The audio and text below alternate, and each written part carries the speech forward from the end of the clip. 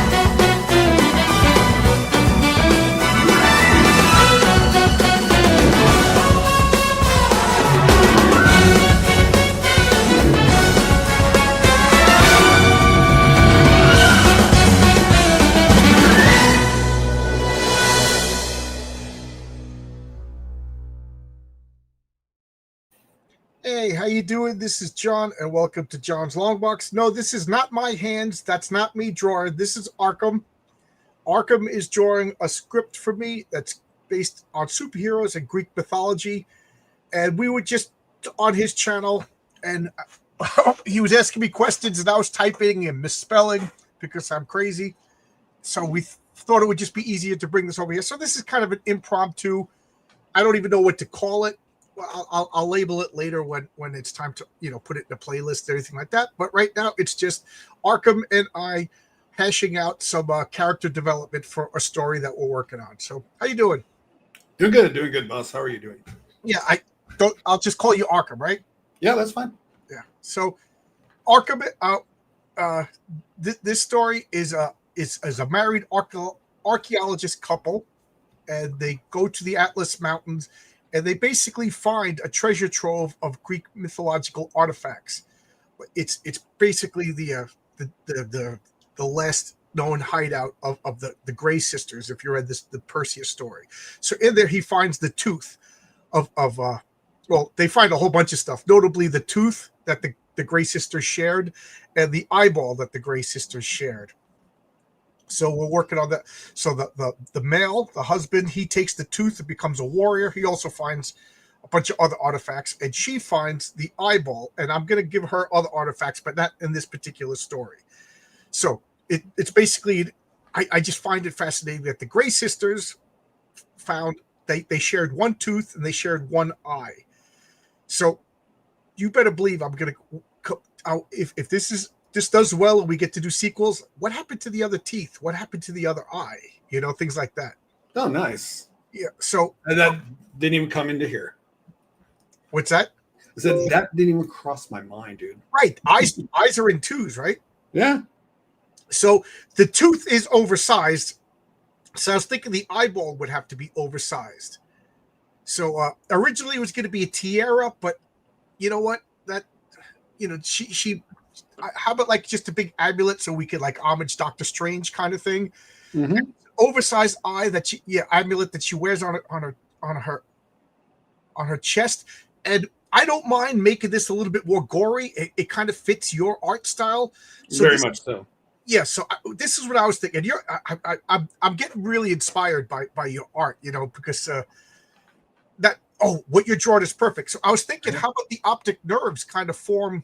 Yeah, that's what I'm doing over here. This is going to be gold underneath it. So the eye is actually inside the golden medallion, but it's also trying to force its way out and growing out a bit. Okay. You can see the nerves everywhere coming out and surrounding the gold. Right. I was thinking about even when we do, say, like the chains here, right? 1, 2, 3. Having a couple of those nerves go up the chain, not a lot, right.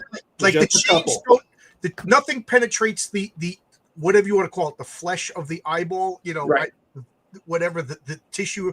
So the optic nerves come off, and the chains are woven around the optic nerve. So the eyeball is never really compromised.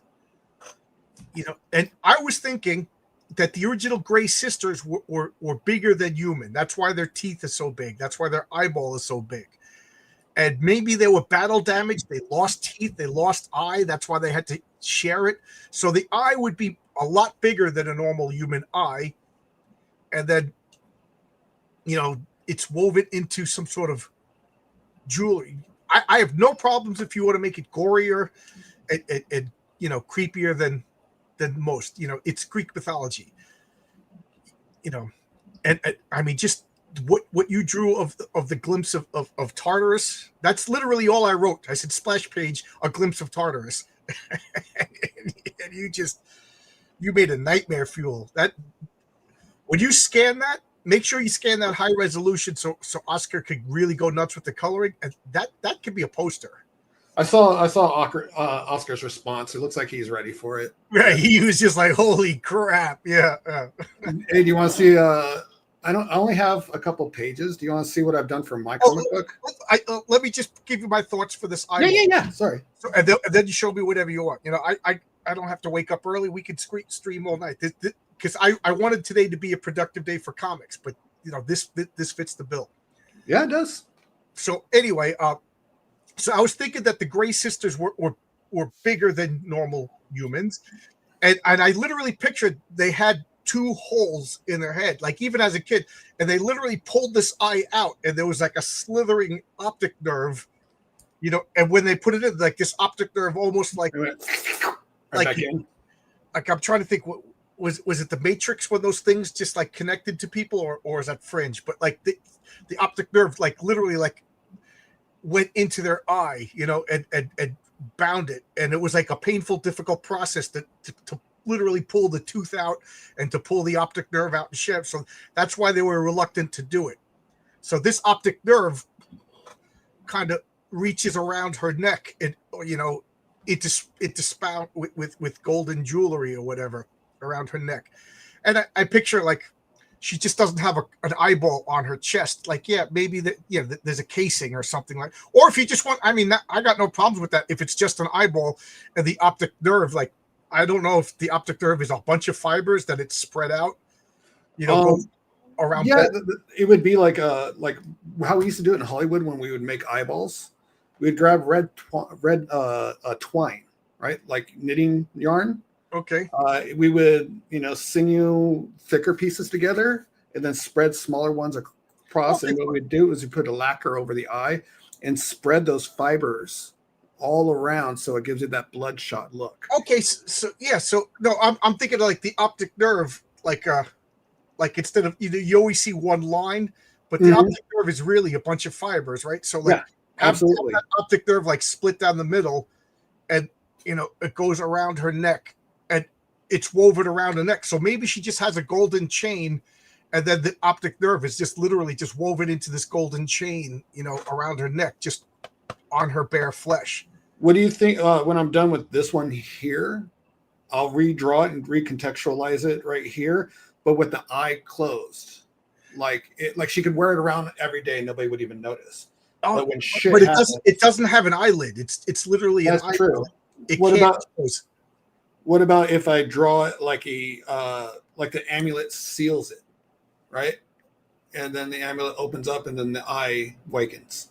No, it's kind of more gross that it's always looking. It's literally just an eyeball, on a necklace. So it's always looking. It's always there, and there's going to be a bunch of eye symbolism in a lot of my comics. So. I don't want to say this live because with people don't spoil it with ideas. But so this couple, they find like a treasure trove of Greek artifacts. The husband, he literally is wearing the golden fleece. He has Hades' invisible helmet. So I was thinking about that, like the helmet itself. Maybe like he could close it and then he turns invisible. Because because that's what Hades' helmet does is right. Turns the wearer. And I don't know, like, do you want to have like a mechanism that he touches or something, or he just wills himself invisible? I think I like the wills himself invisible thing. Or you know what? I could even, because I looked up specifically early designs for Greek helmets, especially around the 700th century. And this type of flake patterning and stuff was very common. Hey, what's up? How you doing, all the family? How you doing? I was thinking if we want to do it a little bit more comic interactive, this veil can almost drop down right here, right? And seal this. These two would cover the eyes, and then he can go, invisible. Okay, so he pulls that down, and then he just fades. Yeah, or it just drops down itself. Okay. That's like once you see this moving, shit's going down. Right, and the tooth is monstrous because the Gray Sisters, in my mind, are oversized. Gotcha. And the Golden Fleece is golden and beautiful, and from the story, it gives healing. So while he's wearing that, like he could suffer horrific wounds and heal. Like he's almost a god himself while he's wearing that.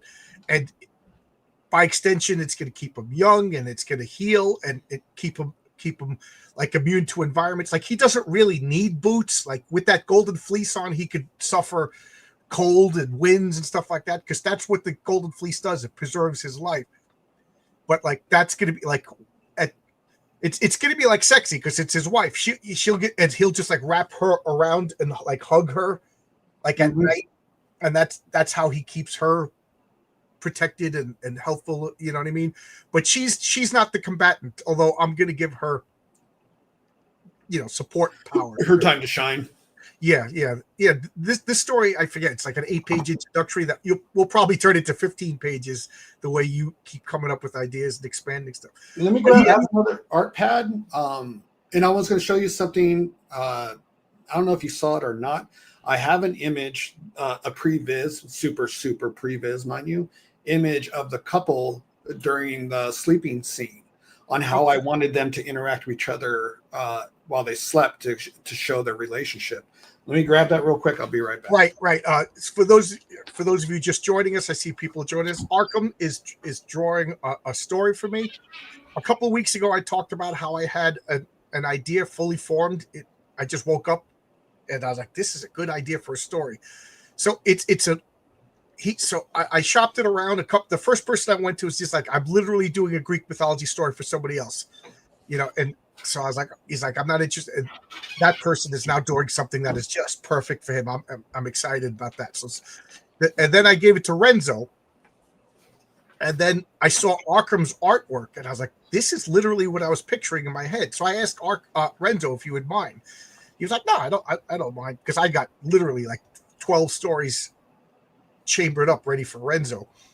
But this is just like I cannot think, just like the Printer's Devil is just perfect for Stippling Vaughn's artwork. This story is just perfect for Arkham's artwork. So I'm excited. So this is just so cool, Speaking of which, so this is what the secondary position I had them in as a couple. Remember the scene where they're after the discovery and they're relaxing before something big happens? Right. So this is where I had it, but I was thinking to myself in my original post, I liked it better, even exhausted as they were from hiking and climbing, trying to get to this before it gets too dark. Right. I like the idea, even with him being that tired, he would be still in that protective spooning mode. So I might go with this design more. As you could tell, I like the married couples that are like I like the married couples that really like each other. You know what I mean? Like, so they are an adventuring couple. You know what I mean? They travel the world together. They're the kind of couple that like scuba dives to the bottom of the ocean, and like she wears her bikini. You know what I mean? And they are just like, at the end of the day, it doesn't matter how exhausted they are. They want to be with each other. You know what I mean? They are a adventurous, athletic, intellectual like couple. So I kind of like these married couples that are not these bickering TV sitcom husbands and wives. Right, where the husband they got each other's back. If he's getting attacked by a gorilla, she's got the gun and ready to shoot the gorilla. You know what I mean? They've been in scrapes while they were just human. So yeah, I love that. That looks like I told you when I gave you the script, I said I was kind of hoping for like a Frazetta meets Mobius, and that is exactly it. That is awesome. Okay. Yeah, because this is their. I'm actually in the redraw. Once I start doing it, I'm thinking about just giving her a parasol, which was very common in the Victorian times, which this takes place a little bit post-Victorian. Either a parasol or making her have a hand fan because it is the Atlas Mountains and it is hot.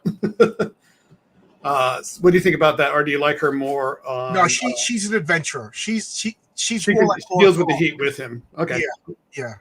And paradoxically, when she gets the powers, it becomes like super feminine. That's you know what I mean. But like before that, she's not gonna like I picture a parasol. You're not gonna become an adventurer with a parasol. Climbing through the desert. You know what I mean? If anything, she's carrying just as much weight as him. Mm-hmm. Yeah. And that's how I have them originally, is like this. I also decided to give them maps and so forth and old ancient stuff that you wouldn't find everywhere. Yeah. Like, would you, I mean, I was thinking like put them like in the 1800s, because they're basically immortal. So I can have them today. Mm-hmm. I feel bad asking people, but once I saw that, I'm like, this could work as like a period story, Yeah, I was doing like in the script you gave me a specific date.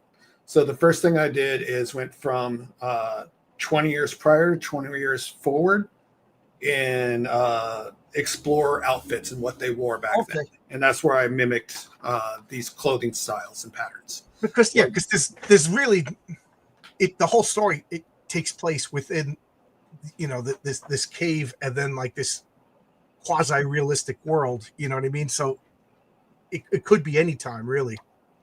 Okay. Well, do you like this? I love that. I got really excited when I saw that, Okay, yeah, I want to stick with this too. I like this era of exploring. That is so cool. Adventure. Okay. I'm pictured like I said, Mobius meets Frazetta. That is literally exactly what I was looking for. Yeah, with Mobius, I got to start adding all the little. Well, I don't want you to kill yourself either. No. Marcus Kelligrew is like torturing himself over a 2-page story. I feel bad. That's what we do. We'll torture ourselves over a stick man sometimes if we have to. Yeah. Do you want to check something? Want to see something that? Sure. And just put that back. Let me just explain that. We'll look at it right here. When I get more of a better shot, so it's not. So what Arkham is drawn right here is that's the main character. Again, he finds a treasure trove of Greek mythological artifacts and becomes a superhero, and learns the fate of the Greek gods and blah, blah, blah, blah. So throughout the script, Arkham started drawing pages. And I said, you know what? I do this with everybody that I work with. I was like, okay, let's just draw the main characters and get the look of the main characters. And we could use that as a trading card. So this is going to be the card that, when you back all my comics, when I hit stretch goals, I give people cards, and then whatever doesn't sell, I'm going to put packs of cards. So this is going to be the card of the male character, and I don't. As far as I know, you didn't start the female character yet. And then we wanted to work look more stuff out. Then go back to the story because I'm always afraid you're going to be 7 pages in, and I'm like, but that's not what the guy looks like. Not you. I'm talking about everybody. You know what I mean? Yeah. So that's usually one of the first things I ask people to do is let's make the trading card so we know exactly what the main character looks like, and that is awesome. And keep in mind, it's going to be a little rinky card, so you don't have to go nuts as far as backgrounds and stuff. Yeah, but I mean, I'll make it a piece, and then obviously it's going to be for a card. But if you want to do something with it later on, like alternate cover, a 16 by 11 little poster for you, whatever, I don't care. But I'm just letting you know because I would hate for you to like do all this detail, and then we kind of in there anyways, brother. It's getting we kind of have to like wash it out for the card or something like that. But yeah, I mean, like you said, we could always make like an art print, or eventually I want to do an art of long box comics, a heroic tales or whatever, and and eventually I want to do a role playing supplement, and that would just be like just think of those old Dungeons and Dragons rule books. They just yeah, absolutely. So what were you John, going to say? I interrupted you, but oh no. Like I said, we're talking shop, and I could talk shop all day about my stuff, your stuff, somebody else's stuff. I don't care. It's a good conversation to have. You know what I mean? Because remember in the mythos in what you wrote, there is this skeleton, right? So I might have obviously its back right here and going towards its tail end. And it's a little faded. You can't see it yet because it's just in alpha. It's pre-res or previs. The snake skull is going to be wrapped in that tree where he pulls the fleece out of. So you're going to see that corpse is going to be his background for this character, is the snake corpse. Yeah. So it's going to bring part of your story into the card without giving anything away. People are like, what the hell is that giant snake? Well, read the book. You'll find out. It's cool. Yeah. If people are just going to look at it, well, of course there's a giant dead dragon behind him. Look at him. Yeah. So this is before you and I met, right? I was working on my own book. You saw one page. You saw a couple pages of things I was working on. I think that's even my wife was like, that is incredible. Because you were like, I can't really draw too well. And then you showed that page. My wife was watching upstairs. She goes, I didn't expect that. Look at that. Yeah. Because I've had a lot of people that are like, yeah, I'm starting to learn how to draw and blah, blah, blah. And then they show stuff and you're like, God bless you. You know, that's good. You know, like, because it's not that good, but you don't want to hurt their feelings. Yes. And then you show me this. And this is like awesome. Like, again, I picture, what's his name? Ozark from Mobius flying over that in his pterodactyl bird, you know? Oh, yeah. There's definitely Mobius influences all through me. 100%. There's no doubt about that. So this is like for those who, if anybody's watching, I'm not even looking. Just so you know, there's 25 people watching right now. Oh, awesome. This is how I work, generally speaking. Really light, soft previs. And then I actually started working on my own comic book for a little while. Oop. Like here's a page. Remember how we were talking about learning how to tell stories sequentially without having to write dialogue? You should still be able to kind of follow it, right? So that's what I try to do when I tell stories, is you see like a dawn coming up, the surrounding establishing shot of the area, little critter. And then, of course, as little critters do when the sun comes up, starts barking its head off. He throws a shoe at it, you know, and he's waking up grumbling to himself. It's like, yeah, I'm awake. And it's just, I love the idea of sequential storytelling without having to say words, right? Because once you put the words in there, it flows. You don't have to. Marcus is doing a 2-page silent story. Oh, awesome. Yeah, that I would like to submit to Peter Cementi's. It came out on a Wednesday. Mm-hmm. If not, I'll use it myself. And last night, my friend Jimmy came over, and the patriarch story in issue 2 is 20 pages. We got 18 pages colored and lettered. So I took the unlettered pages and I just had him tell me the story. You know, and he didn't get it at first. I'm like, I just want you to tell me if you can figure out what, you know what I mean? So I flipped the pages through the computer and he basically told me the story just to check to see if my storytelling was good. So you know what I mean? You have to do stuff like that. And be able to like, I like this, but I'm like, I think you can see the eyes behind his feet kind of stalking him. And then he kind of turned out as just a giant pet cat of his that, you know, they stalk each other constantly, part of their training. I had another page right here, but I colored on the other side, testing out some markers, and it bled all the way through and destroyed my page. So I spit it out. But yeah, I'm just doing like I was doing like a 6-page like preview of what my book would be like. You know what I mean? And then that's one thing I want to show you is like, I 100% try to tell your story in the art as it's going, almost as if we do not have dialogue. Does that make sense? Yeah, absolutely. That's called storytelling. Yeah, because I'm a shit writer. I think I'm a great storyteller, but as a writer, I'm shit. I'm an amateur writer, so the better you are with the storytelling, the better you make me look. So yeah, but that's the Marvel method. Is you tell the story as, you know, even as a writer, you know, if the art looks great and it tells the story, I'm happy because I wrote those words. This, you know what I mean? Like, I don't mean to like pull rank or anything like this, but I wrote this comic book story. This came from my imagination. Yeah.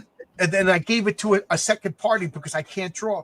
And now you're transferring it from my words into images and stuff like that. So even if I only have 3 words on a page, I still wrote that. These are my, you know what I mean? That's my story. And the least amount, the less words I put on a page, to me, the more successful I am, because comic books are a visual medium. Absolutely. You know, if I have to put huge word balloons, walls of text, then I'm doing something wrong. Oh, let me ask you this too. Since I have this, we're going to use what we've had. I'm trying to also give space, right, during the creative process for potential word balloons, right, or narrative designs, right here. Boom. That's killing me that you're ruining those pictures. Oh, it's a print. It's a print. Oh, okay. Oh my God, I was about to have a heart attack. No, I printed this. Do you want to know why I printed this? I was going to say that word balloon would not go over his hand. That word balloon would probably go in the bottom left. And then also that's another thing is that like this being digital, because I'm doing all. Let me just grab it and I'll show you, and then I'll explain. Oh, good. Thank God you said that was a print. I almost had a heart attack. You're right. So that's the opening shot. That top is the Atlas Mountains, because according to what I looked up, that was where the Gray Sisters were, in the Atlas Mountains. And then near the Atlas Mountains was also the Garden of Hesperides. The Garden of Hesperides was probably on an island just past the Rock of Gibraltar. See, I did like this background, but I know I'm better than this. My problem is I suck with people. So I am going to be using the computer for people. So what I'm doing we're talking about this word balloon, doing all the backgrounds in traditional pen and ink as my camera falls on my face. And then I'm going to do all the characters digitally. And let me show you. The work I do in black and white pen is 10 times better than it is on digital.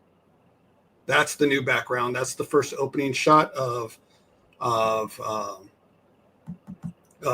Atlas Mountains. This is actually part of the Atlas Mountains where it connects to Tanzania. Okay. Over here I haven't done the darkening of the hands or anything, but here's the establishing shot of discovering the cave. And then as I'm holding my camera up, you can see where I'm starting the other process. Okay. When I do the backgrounds in pen and ink, it lets me breathe more. You see how this has more space. It's not quite as cluttered, and it reads way better. Yeah, it's almost photorealistic. It's almost, Oh, you were quiet. I thought you didn't like it, so I'm like, I'm just going to continue. No. I was like, it's okay. I'm getting self-conscious that I interrupt and talk too much over people. So no. I love it. I love it. But do you see where I think I'm just better pen and ink wise than I am digital? Oh, yeah. I mean, Renzo always asks me, should I do digital or should I do pen and ink? And I'm not an artist. That's not a fair question to ask me. You know what I mean? Whatever you think you're better in. Because Renzo said that he's it's easier to fix mistakes digitally, but he's faster with pencil. Yep, that's the same thing with me. So what do I do then? Like, don't make mistakes and use digital? You know what I mean? Like, don't make mistakes. Well, that's why what I'm going to do, and I'm going to change this because the camera's where I had my camera was falling down. So I'll redo that later. So what I'm going to do is all the backgrounds, all the monsters, everything that I'm going to do with great detail that I know I could do like that, pen and ink. Anything I know that I'm going to have to go back, correct, change, move things around a lot, which is going to be mostly the human characters. I'm just going to do them digitally. And anything that we need to change in the background that I've done in pen and ink is going to be easy enough to change digitally because it's already created. You know what I mean? But I'm still going to give you the first 3 pages. I just think this is going to be an easier method, and I think it's going to be a lot easier for Lorenzo to color, or not Lorenzo, Oscar. Oscar to color. And even say I give this to Oscar, right? And you and I are talking about, and it's like, you know what? I'm gonna go color this watercolor, and you can give it away. You know, have a full first panel watercolor given away. You know, something like that. Yeah. Hey, Matt's here. Matt, we're drawing and talking about a comic that Matt? Arkham is working on. Yeah. So like this is just like the system that I worked out. Like Renzo will draw a page and then send me the almost finished. Well, he sends me layouts. Mm-hmm. And then I check my script because I got so many scripts out. I kind of forget. I can't remember exactly what I wrote. So I check the script. Like, so a couple of hours later, I'm like, that's great. And then he inks it. And then, oh yeah, that's great. And then we upload it to the file. You know, get yourself a Gmail email address so you can access the file. So because it's a last comic artist transferring files. It's just a hassle. So this way we could work in the same file. And then we, you know, Oscar, it's in the files. He has access to it. He colors it and he uploads it. So you'll see there'll be a pencils file, an inks file, colors file, and a letters file. So you did see the additional pages I gave you too, right, John? Or showed you a little bit in the past of previs. I don't know what you mean by previs. Previs is kind of like what you were talking about with what he does. Where before I add detail, I just do super. Layouts. Yeah. I forget where I come from professionally. We call them previs. Okay. Well, now I know. So I have 3 pages done in previs. And if you want, because there's going to be a file called sketches in every comic also. And if anything you want to upload, because I'm always thinking like down the road, I'd like to do it like an art book. So for sure. Like if you do sketches that don't make it in, or just a sketch that you're proud of or whatever, put that in the file. The more the merrier. And then we'll do a full on art book someday. You know. Now you can see it when it's not laying down. So that is awesome. Yeah, I just wish I finished more of these so you could see what the true background's going to look like. Right. Yeah. Like I said, it's going to be on a tiny card, a tiny little glossy card. I'm sure all the details aren't going to show as much.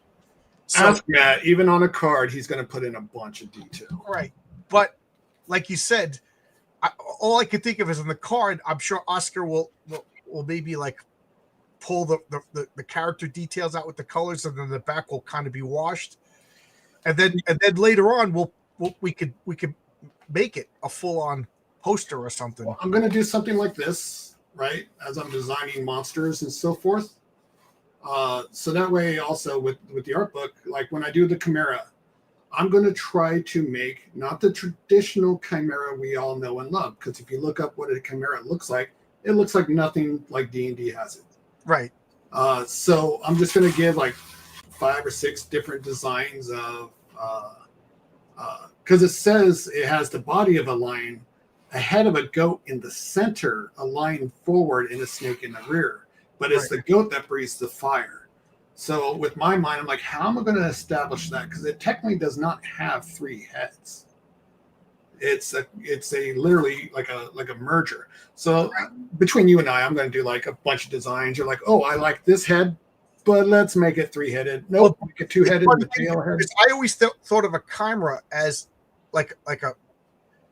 It's just you take 4 or 5 monsters or 4 or 5 animals and just mush them together, and it's almost like a piecemeal Frankenstein of different creatures. Yeah, and yes, it does. The way it was originally described, it didn't have 3 heads, but then it became a 3-headed monster. You know, if you read about the Manticore, it has the human head and the dragon's wings and back and a lion's body. You know, but you know, it kind of has a human face because. I want to put a Manticore. I forget if I even put a Manticore in the story or not. Not in the first draft. No, I think I want to save the Manticore because the Manticore is the big bad of some of the big bads of Greek monsters. We put that. I can never say this word. The Hecatoshire, you know. And I like to interpret a little bit like the 100-handed ones. Mm-hmm. For those of you watching this, you're going to get a little secret. It literally doesn't have 100 hands. To me, that means it has as many hands as needed. So what else has as many hands as needed? An amoeba. And what's an amoeba? It's a Shoggoth. So here we have like Cthulhu, Lovecraftian monsters in Greek mythology. So, oh, we got Ben Sabar, voice actor. Great stuff. Kojo, how's everybody? Matt, you want to join in? Matt, you want an invite? You want to come in, talk art? So, I don't know. I wanted to throw some monsters, sexy chicks, powerful men, Greek mythology. And then this story, I try not to give away, but I realized I have this grand arc, and I needed a story to convey some information. So I was thinking about how do I get this information out here, and then when I woke up, I had this story, and these two characters already existed in my Villains and Vigilantes, role-playing game. The two characters I'm working on, they were from the... Yeah, they're non-player characters that they're in my role. Most of these characters that appear in my comic books are in my Villains Vigil, with the exception of Mary Sue and the Patriarch, which is funny to me that the two main characters of my world never appeared in my role-playing games. But Dr. Robug from issue number 1 was a favorite villain, and Dr. Robug in my role-playing game had a henchman army of beautiful, sexy women because he couldn't pick up chicks, so he used his wealth to hire chicks. Anything to be around women, even though they couldn't stand them. Look at that page. That's that was one panel that I said was too good to be one panel, so I just turned into one page. Yeah, look at that. I was like, with that kind of introduction, that's not done on one panel. That's done on a page. And I think that the script just said he gets a glimpse of Tartarus. Yeah. And when you look into the abyss notices you. And that's what I wanted to portray with that shot. I didn't need to do that. Let's make it like that. There we go. Yeah. And then the panel where he sees the thrones of the gods, the 12 thrones. That's gonna be 2 pages. Right. I think I said it was a splash page, but we'll make it a 2-page spread. And when you get up to that, I'll give you more details because I literally just read the Edith Hamilton's mythology after I wrote that script. I mean, I read that book over and over as a kid, but you can't possibly remember all the detail. But I just reread it like a couple weeks ago after I sent you that, and she describes every throne. So I'll give you the description, and then I have an idea that is going to tie into another story that I'm sending to Ron Mosicki, set in 1933 Germany, directly to your story. All my stories are going to be tied. Look at, I just realized I have crazy hair. So yeah, I like to cross my T's and dot my I's. Yeah, and it's when I read the script, this is one thing I will say and why I was like, I didn't care when we were discussing money or anything like that. Because when I read the script, I in my head, I'm like, I want to do this. You know what I mean? I think that's very important as an artist or a writer. You'll always find a job that pays. It may not pay well or whatever the case may be with some people, but if you find a script that you like and you want to do it. That's the best thing you can work with something. It's I almost just said the name, but he asked me to. He's superstitious. He doesn't want me to announce who's working on a story. So I got to respect the guys I'm working with. So he asked. So I originally offered it to somebody else, and somebody else said, "I'm literally working on a Greek mythology story right now." With when mythology story, there's a lot of the same monsters. He goes, I would like to do something else. So I came up with. I was like, but I want to work with this guy, and he wants to work with me. So, like I said, it turned out to be a blessing in disguise because look, you were excited to do it. These monsters are perfect, and it's literally what I pictured in my head. This Frazetta Mobius mix from Mobius, Mobzetta, whatever you want to call it. It's Arkham. We'll just call it Arkham work. It's so good. So now he's working on another story. Like I was like filibustering. I was like, what idea can I come up with? Because I want to work with this guy. I want to work with this guy. I want to work with this guy. So I asked him, I said, what do you want to work with? And he gave me like 5 choices. This is what I would like to do. And knowing his past work. So I brainstormed, and again, driving, listening to music, it was like a bolt out of the blue. I'm not going to jolt it out because I'm respecting his wishes. He wants me to be quiet. But it was just like I saw a logo and a character just fell, and I'm like, that's it. That's it. That's it. And it directly ties into Heroic Tales 2. So it's all intertwined. And when I told him the title, he said yes before I even told him what the story was going to be about. I like it. Just the name of the character. So everybody's happy. Everybody's happy. And that, but he's finishing up his own stuff, and he's going to work on my stuff. And again, I can't say who it is or what it is until he's done, because that's what he asked me to do. But I talk about it so much, I got to stop before I spoil it myself. But I'm just going to say, everybody's happy. Everybody's happy.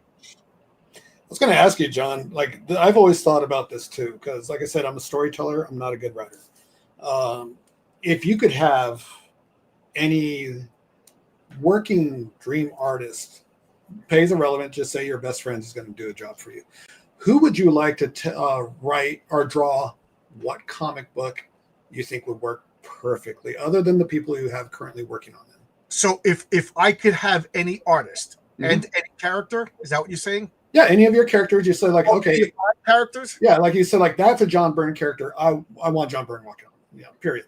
Well, the answer is John Byrne. I said John Byrne for a reason. And if I was to say Arkham, I'm bumping you for John Byrne, I don't even think you'd get mad. No, right? You know what I mean? Let me watch. I want to watch you create this, bro. That's what I want to see. But literally, if I could have John Byrne do my team book that I hint at in Patriarch #1, there's 2 super teams that I already mentioned the first super team, the Metal League, in Heroic Tales #1. Patriarch is a member of the Metal League. I just haven't introduced them yet. And then there's another team book that's like an X-Men. Not the fact that they're mutants, because there are no mutants, but the fact that they have unfortunate powers, and because of these unfortunate powers, they're kind of geared towards villains. So this guy, who's a good guy, like a Xavier kind of guy, but not a creep like Xavier, is guiding them towards. We could still make you superheroes. You don't have to be bad guys, even though you have these unfortunate powers, And it will be. But John Byrne drawing that would be amazing. Oh my God, that was I reached out to Jim O'Reilly because he has a John Byrne-esque style, but he's just so busy right now, and I probably couldn't afford him. Oh yeah. But that would be amazing. Second guess, I have a Shield Maiden. And she's romantically linked with another character that I didn't introduce yet, the Midgardian, Walt Simonson. Jeez, just Walt Simonson doing Norse superhero. I mean, I already told people that I'm doing a biographical true history of Saint Nicholas, as told by Odin, who's trying to escape Ragnarok. You know what I mean? So. That's Walt Simonson right there. Could you imagine? But Renzo he's working on that, and it looks so good. So I'm happy. I'm happy not to have Walt Simonson on that. Right. But man, an 8-page, 10-page Walt Simonson doing my Shield Maiden. She's going to be my Wonder Woman character.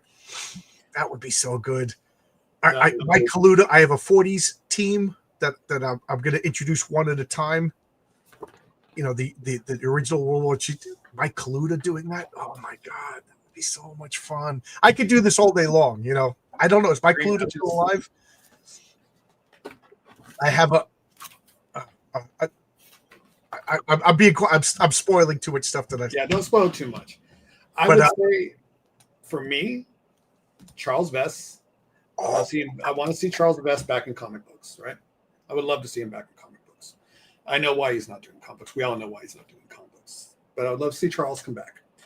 Another person I would love to see do more work, but I understand why he doesn't, just like everybody else right now, is Barry Windsor Smith. Well, Barry Windsor Smith would be awesome, but I think he's going through health problems, right? He was just in the hospital. He had a heart attack or a stroke, I forget. And I think it was more debilitating than they're letting on, because we haven't heard from him since. That's what happened to like one of my favorite, probably my favorite artist of all time, Miura. He passed away very young. Most of it was because he sat and he drew for way too long. It affected his heart. He was literally playing a video game when he died.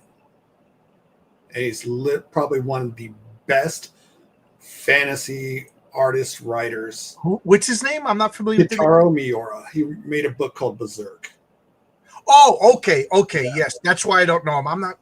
It's embarrassing to admit that I'm not that familiar with anime and manga. You don't have to be. You would thoroughly enjoy Berserk. Yeah, it is Reenie's bugging me to read Berserk. That's her favorite. Yeah. It is probably one of the best fantasy novels underneath Tolkien. For me, it goes Tolkien, Michael Moorcock, Kitaro Miura, Tracy Hickman, Margaret Weiss, with my favorite fantasy stories. But when you said Charlie Weiss, I forgot about Charlie. Oh man, Charles Vess, yeah. Yeah, I would love to do his inking. I would come up with an idea for him. Like, what do you want to do, Charlie? You want to do fantasy? I'll come up with a fantasy story. You know, just the way the story that Marcus is working on kind of hints at a fantasy world that exists within our own world. Look at the way both Charles Vess and Mobius both colored their work. It's very similar. One is more harsh inks, which was Mobius, and then you had the watercolor of Charles Vess, and I loved both of them. Just the color they bomb. It's just like I fall into the pages. It's so good. Right? Yeah. Charlie Vess. I forgot about Charlie Vess. Mm-hmm. Now you said we all know why he's not. Is it because of his political views? No, I think he's sick of mainstream entirely. Oh, okay. Because I mean, he's not a traditional comic book artist in any way, shape, or form. And I think what happens is when he goes to work for DC and Marvel, they put him on anything. I was like, yeah, his Iron Man books were okay. His Spider-Man book was okay. Put him on something that reflects his art style, man. He could have done. Could you imagine Charles Vess doing Cloak and Dagger without the flow and the beauty of the way he does his art? I mean, just stunning. Asgard, come on. Yeah, if I had access to Charles Vess, like Doctor Strange, he's done a lot of good Doctor Strange. I will admit that. Charles Vess, Thor, and weirdly enough, the Fantastic Four. But then I would have the Fantastic Four in surreal settings. Not it would be cool to see Fantastic Four starting out in Manhattan, but now they're on fantastic planets and fantastic worlds and beyond time and space. Charlie Vess, that would be fun. But even if he fought the Mole Man, if the Fantastic Four fought the Mole Man, Charlie Vess would be able to, because the way he manipulates light underground and stuff, the way he inks, yeah, any day. Yeah, I buy that book all day long. The last I could recall, and I'm sure I'm wrong because I dropped out of comics, in 2015. But the last I could think of Charlie Vess was he did the covers for the book of. Was it the Book of Dreams or the Book of Magic? Maybe both. Book of Magic. I think he did the Books of Magic. Yeah, he did the covers, and then I think Mike Kaluta did a lot of the covers too. John, have you seen Jorge Corona's work on Transformers by any chance? No, everybody tells me I need to. I got to get my. I felt 24 is his last issue, right? 25 new artists, new writers coming in, right? But they're great. Don't get me wrong. I know they're going to do well.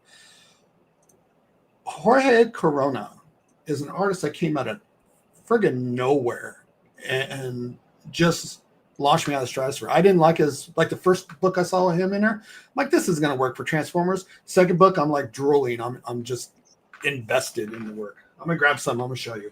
Well, since you brought up the Mole Man in the Subterranean, I'm going to give everybody a spoiler. How's that for a page? That's one of the pages that's the Subterranean holding the captive patriarch. Look at that. I'll wait for you to come back. Did you see this page? Nice. Yeah, I'll make it a little bigger. But look at that. Look at that. Obviously, it's not lettered yet. There is a lettered version, but I'm not spoiling it because I don't want to. No, don't spoil it. But look at that. Look at that. Is that issue 2? That's issue 2. That's in the new. That's in the new comic. That's Renzo's artwork, Oscar's coloring, and you can see the Patriarch had a little bit of difficulty dealing with the Subterranean. He's my version of the Mole Man. Just imagine the Mole Man with the powers of the Hulk, and then maybe a little bit of Psycho Man thrown in for good measure. Yeah, I did an anime fan art of that guy. Remember? Oh yeah, you did send it to me. Send it to me. It's on my my X. I could pull it out. Yeah. This is Jorge Corona's Transformers. I mean, look at the kinetic energy in this shot. You can feel the weight of 2 mechanical soldiers just going at it. Even this, which should throw me off entirely and piss me off. Why does Megatron have teeth? But you know what? I don't care. It looks good. The rule of cool, right? Yeah, the rule of cool, 100%. Like, yeah, would fighting Megatron, your robot mode, be more effective? Yes, but I'm sorry, ramming him as a truck is awesome. Pick these up. I kid you not. Not that I've been avoiding Transformers. It's just that I'm too old. Like Transformers came out, after my golden age of comic book. So like time to revisit. Like my little brother was into He-Man, Transformers, G.I. Joe, Teenage Mutant Ninja Turtles came out at my, I literally was in the store and I was wrong. I admit that I'm wrong. At G.I. Joe, I'm slowly reading G.I. Joe. It is excellent. The new G.I. Joe? No, the original one, the Larry Hama ones from. Larry Hama's still on G.I. Joe. When Robert Kirkman bought the rights out from IDW, he told Larry, no, those bitches that fired you, fuck them. You're coming. Oh, sorry, language. Yeah, ignore them. You're working for me now. And Larry Hama got G.I. Joe back. Robert Kirkman gave him G.I. Joe back. I'm like, we have a question here. I just realized I didn't mean to ignore you. JP Farm, very pressing question. How much does a typical panel cost? Now, if you're talking for money, we don't pay by panel. I ask people their page rates, and when I saw Arkham, I got so excited I forgot to ask him his page rate. So if he tells me $1,000 a page, I said thank you for those 2 pages. But most of the guys, here's a word of advice: it's a business, and you got to be realistic.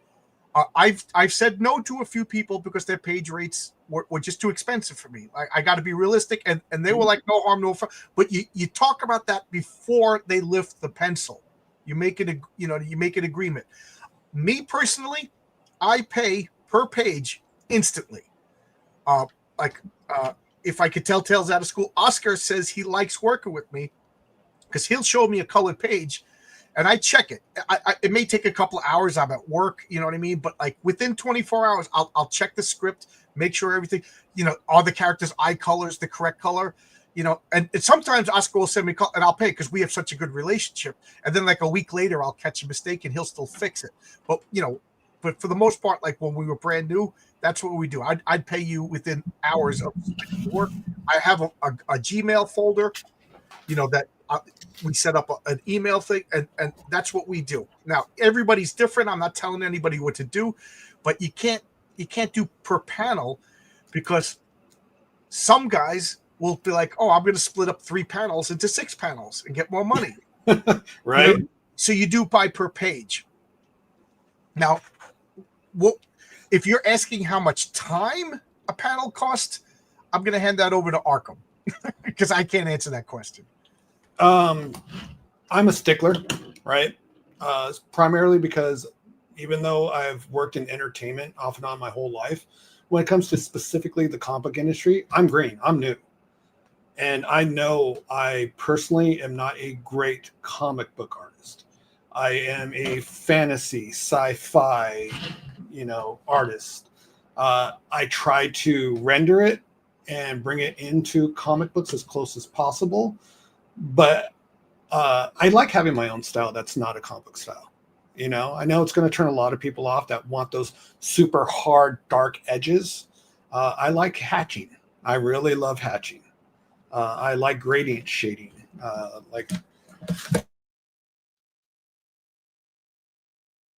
Did I lose you? Oh, I thought I lost you. Yeah. Nope, that's me. I think your art is perfect for this story. Now, would I ask you to do a Mary Sue or a patriarch story? Maybe, but that's not my, you know what I mean? But this is absolutely perfect to the point I'm coming up with the second story for this. You know what I mean? Provided people buy my comic and I'm not shelling out all this money per issue just for an expensive, fun hobby. You know? But yeah, like Marcus is doing such a good job with the public. I actually have 3 stories in plotting stages, you know, and then this, I got the second story planned. You know, so that's one thing. Like you said, you were excited to do the story. Mm-hmm. Fabrizio Aiello is doing a story for me. He does Horace H. Hoover, and I floated 4 or 5 different ideas with him, and he picked the one that he was excited to do. I mean, that's what you got to do. If you, the worst thing you want to is a guy who's just going to phone it in, you know, right? Like, yeah. Because let's be realistic, I'm not paying you the rates where you're going to be paying your mortgage. You know what I mean? Like, you know what I mean? So for the love, right. Like I hate, like, maybe if you were like brand new and you just wanted to do it to practice or whatever, but like everybody working with me has got their own gigs going, you know what I mean? And that's that. So pick the stories that you want to do, pick the stories that you're excited to do, work with the right artist. I've been very fortunate. I've been, I think, personable online, talking with people understand I really like comics. I proved myself by making one comic. Was it the best? No, I don't think it was the best comic ever made. I think it was a good first effort. And, you know, I'm surrounding myself with people that are more talented than me. You know, so what is a reasonable cost for a page? It's variable, if so, based on. So I'll tell you things that I can tell without hurting people's feelings. Renzo could do maybe a page or two, page every 2 days. Okay, but other guys like Marcus is killing himself on 2 pages. He's been spending months on it, but then again, he has a full-time job. He has a family. He does, and then he does other stuff. He has another paid gig that's on a time. I got Ron Mosicki, who has been 4 or 5 months on 1 page because he's got 5 kids and he's got his own business, and you know, he just draws when the mood is. And then, so everybody's different. So the artist needs to understand how long it's going to take to do a page and give a rate that is reasonable for that artist. He doesn't want to undersell himself. And if the payer, I'm not going to say the writer, but if the comic book producer can't afford that right, don't take it. Do you mind if I chime in on this as Go ahead. as a quote unquote professional? Also, another thing you have to take in is understand your art level, right? Understand who you're working for and where you're at. You could be the best artist in the world, but if you don't have 1, a good reputation, 2, a body of work to follow it, or 3, good communications with the people that you're working with, all that needs to be established ahead of time, I think, personally. Because art is subjective. You got to remember that. That's why it's great communication. Art is subjective, so you have to have communication. JP Fawn, if okay, so now I understand why you're asking. I assumed that you were the artist and you didn't know how much you were worth. I have this guy who messages me every 3 months and he shows me art and it's really, really good. And he's asking $30 a page. That is so low that I think it's a scam. That's extremely low. Right. He lives in India, so he says. So you got to see how much of it that's also could be AI generated. So yeah. So I'm tempted to gamble the $30 out of curiosity and give him a page that's super specific. You know what I mean? And see if he's true. I don't think it. I don't know. I really don't know. But is $30 a page a good rate for somebody who lives in India? I would feel like I'm exploiting somebody. Now I also had the opposite. Guy wanted $300 a page, and his art wasn't that great. So I said, I wouldn't dare ask $300 a page. Well, you know, if you're, I'm sure I was going to say Jim Lee, but I'm sure Jim Lee gets probably more than $300 a page. Oh yeah, you get several grand. Yeah, right. But if you're a working professional, established working for Marvel, I can't afford you. I don't know what they pay a Marvel professional these days. And when I say Marvel professional, I'm talking, guys like a Sal Buscema. You know what I mean? Like, I'm not talking about these new guys that they hire from Deviant Arts, and Cal like, Arts and shit. Yeah, like I don't know what they pay, but I can't afford $300 a page. So I had a good out. I'm sorry I can't afford that. I didn't want to say sorry I can't afford that. Even if I could, your art is not that good. So I also keep everything pleasant, keep everything personal, keep everything professional, because you never know. Maybe that guy will come back around with a more reasonable offer when he realizes he's being crazy.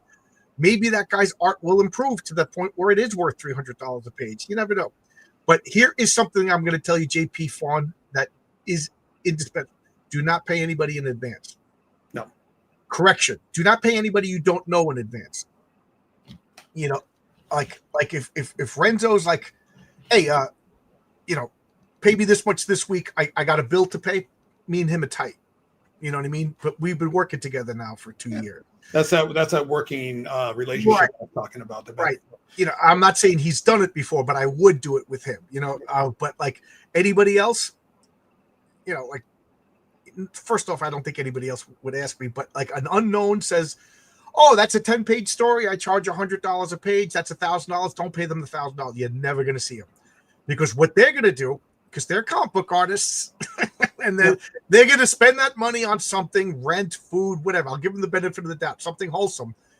Now they need more money, so they're going to go work for somebody else because they already got your money. There's no incentive for them to finish that page. So, and pay them as soon as you're done. You got to be trustworthy too. And here's another thing, JP. Like, me and John, we talked about this and we started working, right? Like, if somebody said that I'm not doing a comic book for John, right? But if someone wanted me to do this image that I'm doing, this would be a $300 commission, easily, very easily. It's not. It's part of a process that we're working on together, and it's something they agreed on. This is a passion project. This isn't. Yeah. Do I get paid? Yes. Am I doing this because I love it and I want to see the story come to fruition? Yes. That's more important right now. If money comes early, or say like when I turn things in, John pays me, cool. If it's like, hey, money's tight, I need to catch you on the back end after the thing's in, guess what? Cool. That's part of the process. You have to be flexible and understand that as an artist, just as John is as a writer, we have a chance of losing money on this. All our time, our effort, let me put it. God, we're not going to. Arkham has no chance of losing money on this because no, I have no chance of losing money. That is correct. That is correct. And Arkham, did on the back end. We haven't completed the page yet, but for every completed page, I want to pay and get it over with. I'm the kind of person that doesn't like to have bills over my head. And that way, if I was to get hit by a car tomorrow, at least my soul could float to the afterlife knowing that I fulfilled my obligations. That, and I multitask when I draw, as clearly I'm working on the card here. Hey, Brittany. Hey, Brittany, I just want to say, we speak of the devil. We were just talking about Ron. I messaged Ron today, and I message anybody that I'm working with on Fridays. I just go, hey guys, what's going on? I hope Rod doesn't think I'm pressuring him. Far from it. I am not pressuring anybody. But I also learned from experience, if you don't poke in every once in a while and say hello, people forget about you. And they think that you're not interested. So that's all I'm doing, is just letting Ron know. Plus, I like Ron, and I want to make sure everything is okay. And Brittany, I ate the last of your cookies today. I forgot that there was one cookie left in my refrigerator, chocolate chip. Saved myself a chocolate chip. Thank you. Does Brittany bribe people with cookies? Is that what I'm hearing? I don't know, but it works for me. Yeah. Oh, by the way, to the audience that's here, if you haven't had a chance yet, I'm just going to shill for somebody else really quick. Go ahead. If you are not reading this, I'm reading. Swear to God, I don't know what's wrong with you as a comic book fan. The art and the writing, this is straight up old school 80s heavy metal right here. Fabulous. Redcoat's really good too. Get them Yeah. both. I get all of those. The only one I'm caught up with is Geiger. It's by far my favorite. And I will say I didn't like the world building at first, but he won me over. And that art is just it's a different level. Every time I look at that, I'm just like drooling a little bit. Yeah, it's so good. Jeff Jones. I'm an unabashed Jeff Jones fanboy. I've been one of my coworkers is personal friends with Jeff Jones. Nice. And I keep saying to him, get him to come on my channel. And he's just like, well, I don't want to. I was like, I don't give a crap. Get him on my channel, So he did the next best thing. He gave me his private phone number. Do I just call Jeff Johns? You know what I mean? Like, who am I? To be honest, that's what I did with Jim Shooter, and it worked. But good. I've noticed, John, you've had some really good guests. Yeah, I haven't been putting myself out there for guests lately. But you're still doing it, bro. Yeah, I got to get back into that game and put for sure. So Brittany says, car accidents got nothing on you, John. He gets it, buddy. Yeah, Ron is awesome. And in a perfect world, Ron would be getting $800, $900 a page working for Marvel or DC. He is that good. While this comment's up, I'm going to bring myself up to the comments. Then I'm going to show a picture that Ron drew for me. I bested Grok in a trivia battle today. We were all better than AI for now. I didn't know Geiger continued. How many? I think it's up to issue 15. 17 now. I'll call home. Okay. Oh, okay. You get a call? I didn't quite understand. You get a call? Ron? He doesn't need to. He's working. Don't bother Ron. Yeah. Also, another one that's part of this series that did take a hiatus, and it's knowing the artist, he always takes hiatus, and I knew that was going to come sooner or later. And I think a lot of it has to do with him working on Skinwalker with Robert Kirkman is Rook, and that's amazing too. John, if you haven't picked up Rook yet, I got with Geiger. I'm not quite caught up with it yet. There's only 5 issues, so you can catch up pretty quick. Yeah. I got to catch up. I'm just looking for I just want to show this since I got Ron's wife on here. For sure. This is what is going on? I opened up too many windows and now it's but Brittany, I don't know if you saw this, but Ron drew this. He just said to me, John, it's funny, he was so polite. He's like, hey John, do you mind if I do some fan art of Raven fighting the Patriarch? And I don't know if Ron knew that was a story that I have planned, because you got to have a Batman guy fight a Superman guy. So in issue 2 of the Patriarch, we're going to have the Patriarch fight Raven. So he just drew this, and I said, "This is a cover. This is a cover. Look at that. It's already done." Yeah. So I don't even have the cover for Patriarch 1 done, but this is the variant, because Renzo does the main cover, because whoever does the interior art does the cover. But this is the variant. Yeah, it is so good. Let me how do I make it bigger or smaller so you can see it? Okay, I can't adjust this one, but look at this. I just gave him a couple of details about how the city itself looks, but why isn't this guy working for the mainstream? This is too good. Right click. If you right click, open on another screen, you should be able to enlarge it. Oh, did I just make it go away? What do you guys? No, but dude, that was beautiful. That was awesome. That was a great idea to turn that into a cover, I think. Right. It's so good. And because of that, I was just like, you got to do a Raven story.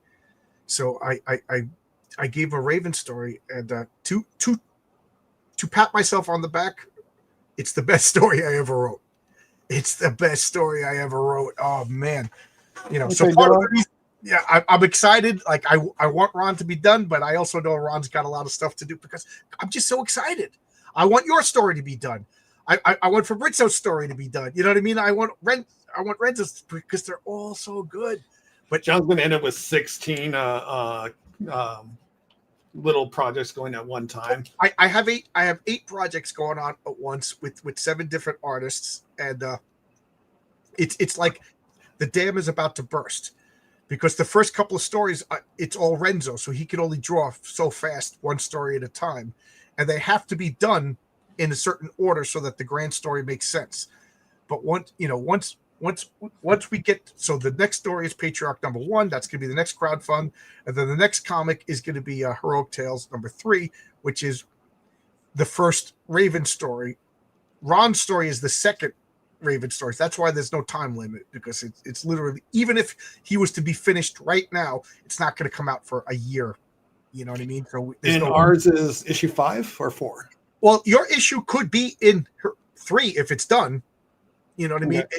So issue 3 is going to be the second Mary Sue story and the second, the first Raven story. So issue 4. It'll be ready before issue 4. Yours could be in issue 4. Ron's could be in issue 4. You know what I mean? After that, whoever finishes the story first is going to be in it. So that's that. So the Patriarch. So I think I'm going to alternate Patriarch, Heroic Tales, Patriarch, Heroic Tales, and Renzo will always do the Patriarch, and I might have like a backup story in the Patriarch, depending upon how, because the first issue is a giant size. The origin itself is 45 pages, and then I'm going to have a map of Science City, and then I'm going to have like a newspaper article about something that I about the history of something. I'm being vague on purpose. And a letters page. I don't think I'm going to have any ads, the fake ads in Patriarch. I think I'm going to keep that in Heroic Tales. So we're looking at Patriarch number 1 is probably going to be 50 pages. So I probably will have to raise the price from $10 to like $15. I hope everybody understands. That's tentative. And then Heroic Tales, I would like Renzo to do one of the stories at least, and then a rotating guest. You know what I mean? But if Renzo's not ready, and I do have Ron's story ready and your story ready, we'll do that. Because I think I like the idea. Well, I mean, like Lorenzo, you've worked with Lorenzo so much. I think that's great. Have him and you working on an ongoing series like The Patriot, or not The Patriot. Right. And I think that's great. And then that's one thing I never understood with the big title companies is why they're not doing it that way. You give the Liefelds, the established guys, the established stories. You give all the newbies the Marvel 2-in-1s, the Brave and the Bolds, and all these side projects, and let them earn their way up. And then once they're established, you give them the solo series. And I think when Marvel and DC went away with that, they've just ruined too many books by just giving amateur writers and artists flagship stuff immediately. It's not a secret. Did you lose me? Did I freak out for a second? You glitched out for a second. Oh, I was going to say Fabrizio is working on a story called The Memoirs of Violet McCready, and Violet McCready is an old woman literally telling her she's in hospice care, she's at the end of her life telling her life story from when she was a little girl and all the adventures that her and her grandfather got in, and it's going to introduce other characters and stuff like that. But I would like Fabrizio to do everyone. You know what I mean? This new character that I invented for this, I want him and only him to do them. So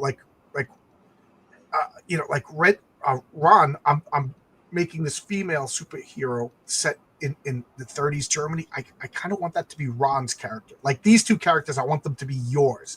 The Public Eye, I want it to be Marcus's. And John Byrne, I want him to be my band of misfit superheroes. So somebody call John Byrne. Who I want to see come back besides Byrne? And I from what I heard, Byrne is mulling over a comeback. Well, no. What they do is he drew fan fiction of the X-Men, and then Marvel bought it. Oh, okay. So it's already done completely. It's been done for years. So I don't know if he's doing new comic book work. Gotcha. And also, it's not finished, and I don't know if it will be finished. Byrne has a habit of just like, I'm done. Yeah. I want to see, even though I don't think he'll ever come back to mainstream, and I don't blame him for if he doesn't. I want to see Arthur Adams back, man. Yeah. Whatever happened to Monkey Man and O'Brien? I loved that. It was good. It was really good. I was going through some old books on my desk the other day because I have comic books everywhere, as we all do. And I was going through them, and I saw the Gumby Pokey special that Arthur Adams did, I think by Comico. Yeah. And I was just like, God, that was so fun. Where are these fun books? Right. By these mainstream artists. It seems like they're so up their own butts that they're afraid to have fun and do something crazy and wonky that won't sell. You know, I saw Arthur Adams at New York Comic Con right before COVID. Jeez, so every time I say right before COVID, in my mind that was 6 months ago, but now that's 4 years ago. yeah. And he was, younger than I thought, and real great health, smiling and everything. But so he's viable. Why can't he work? But I know he's very slow. But when you get Arthur Adams, what you do is you give him an annual. And then when he's done, you give him another annual. And let him Or a limited series. And you say, this is going to be out in 3 years. Have fun. We'll see you then. Right, yeah. But the problem is I know Marvel has announced that they're trying to get all their comic books down to $200 a page. And when I say $200 a page, that's everything, soup to nuts. Artist, inking, coloring, lettering. And you got to include editing and printing, although Marvel editing is non-existent. Let me just say this. That's not going to work. My comics cost more than $200 a page. That's not going to work. Right. So if Marvel's doing that, then you ain't getting Arthur Adams. You're not going to get anybody, because almost anybody can go independent and make more money than that. Almost anybody. Hi, Lord Zart.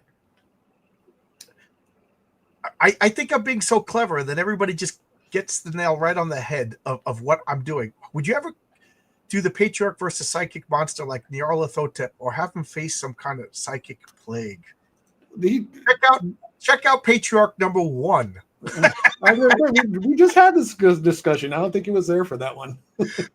Right. I hinted at something illegal way to make superheroes work in the United States, and then RJ3 from Call Sign Orion guesses it right on the nose. So, hi, Lord Zart. Check out issue number 1, the Patriarch number 1. It's okay. Because I've been saying my comic books are classic Bronze Age superheroes with Dungeons and Dragons and H.P. Lovecraft. So, yeah, that's accurate. And can you show that page of a glimpse of Tartarus? I mean, tell me that's not. Yeah. Tell me that's not Lovecraft's nightmare-induced fever dream. Look for drawing pad number 6. Oh, there it is. Okay. When I say I have ADD art, I do mean it. Could you scan that? Could you scan that and send it to me? I thought I did. No, you sent me a picture. You sent me a picture through Twitter, but it's not like a high res. Okay. Yeah, let me hook up my scanner and then I'll get it. Yeah, if you could scan that and send it to me, and if you could set up the Gmail email and I could hook you up so you could just upload them just as easily to your own files as sending it to me. Look at this. Tell me that's not an H.P. Lovecraft nightmare. So what do we have here is the main character is getting a glimpse of Tartarus. Tartarus being the vast pit, and there's Lord Typhon who's imprisoned. Oh, see, it drove him mad. That's how. Yeah, even the camera committed suicide. Yeah, don't stare at it too long. Yep, because when you stare into the abyss or Tartarus, it stares back. Yeah. See, my camera just attacked me. Cthulhu was taking over everything. You see, we're showing secrets that you're not meant to know. Yeah. Goddamn. To tell you the truth, I can't wait. This 2-page spread of all of the 12 Olympian type gods, their thrones. I could only imagine what they're going to look like. Did you? Oh, Ron's female forms are hot AF. Cannot be beat. I know. And you'll see, because this story's set in it's going to be set in the Demon Republic. I'm still writing it. Ron knows. I'm like, I'll be done next week, and then 3 weeks later, I'm done. What's Ron's page rate? That's the good question. It's not up for me to tell. That's I know. What I was going to say is because I know, like with my book when it comes out, I am going to, as much as I love to draw, I think with that story, I need to concentrate on the writing because I'm not a great writer. Well, so I don't know if I should. And make sure you get yourself an editor. You know what I mean? Oh, absolutely. Yeah. His name might be Don. I did not have an editor of my first issue. Like I said, there was a big learning curve. But I agree, Ron. The next story is going to be female focused. Yeah, it's going to be a female superhero and a female supervillain who works for a male supervillain. So that's all. And it's going to be set in a cabaret. So Ron is going to be drawing. It's set in the Demo Republic. There's going to be sexy girls in stockings and stuff like that. So Ron is going to be perfect for that. Ron and Renzo draw the sexiest women. Yeah. I already cleared it with them of what the story is going to be about. Ron's cool because it's purposely controversial. Purposely controversial. And I can't wait for Arkham to draw the female character, because she's basically a woman in a sheer diaphanous gown, like, and I pictured like her hair and her arms will be covering the naughty bits. Because like I picture like Renzo, like Oscar when he colors the female character Arkham, like her outfit is going to be translucent. Right. So like I picture either her hair or a shadow or her arm will be covering it so that we can make it all ages appropriate.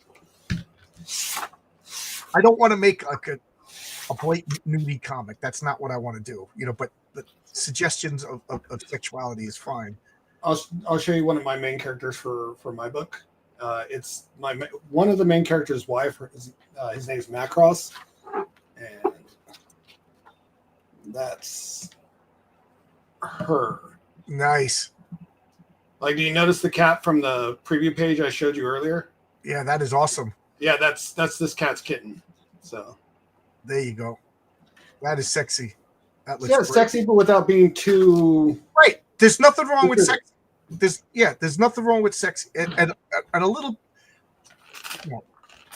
little curvy, right? Like, and I'll tell you this: like,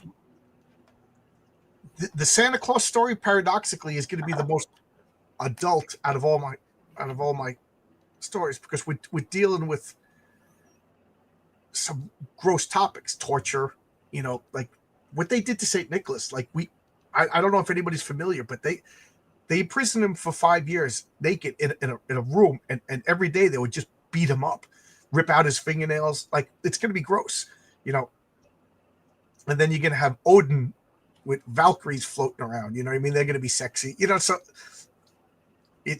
I think it's funny that the topic is Santa Claus, but like it's going to be like Charlie Vest's version of Santa Claus, The Brothers Grimm. Yeah. But I don't know. I'm giving away too much. I'm just excited. Ladies, Renzo, he already made one poster. I might as well show that poster. Let me find it. He made one poster, and he's going to do two more posters before we start working on the actual comic itself.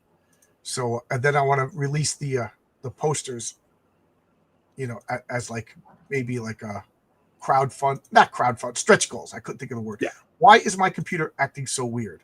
So here we go. This is the first of the three posters. And of course I hit the wrong button, so nobody's seeing it. There we go. Check that out. Oh, that's beautiful. Yeah. So, he knows when you're sleeping. He knows when you're awake. We got Odin over here. Just look at the detail he puts in. And then, each poster is gonna have a Christmas song title, a lyric to it. So the next one is gonna be "Be good for goodness sake." Nice. So you can only imagine what that's going to be. Be good, and then the last one is going to be "Silent Night, Holy Night." So those are the three posters. Is that how Santa becomes Krampus? Santa does not become Krampus. It's actually a respectful, tasteful.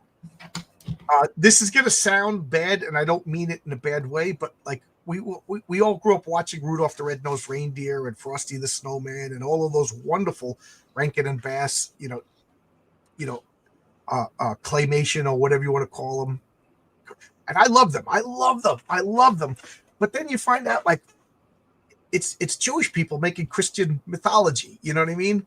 And it's like, and then we have like Seth Rogen making. That monstrosity.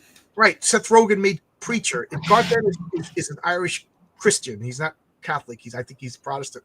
And it's really, if you read Preacher, it's a dark, dirty story, but it's pro-American and it's all about America. Like it's a dark exploration of the bad things about America, but at the end, it's an affirmation of America. And Preacher goes on a redemption. He loses his faith and he's restored at the end and becomes a good person. Seth Rogen, who's not Christian, made a disgusting travesty, basically making fun of. So I'm like, I want to make a Christmas story. It's dark, it's gritty, it's historically accurate. It doesn't whitewash what happened to St. Nicholas. St. Nicholas is my favorite saint by far. You know, his feast day is on my birthday, December 6th. So I've always liked St. Nicholas.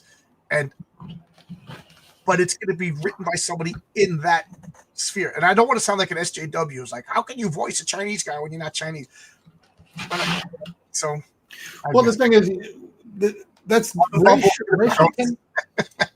Oh my God, I can't wait. Brittany, cool. Seth Rogen's, he was funny at one point, but I think just isolating yourself and smoking pot is not a good way to live your life. No. The thing is, like, Seth Rogen works better as like just a comedian. Right. That's it. And when it does work, like perfect example, Seth Rogen is actually the executive producer on Invincible, the cartoon series. Right. It's absolutely amazing. Why? Because it's about 95% accurate to the comic book. Correct. They do like small changes.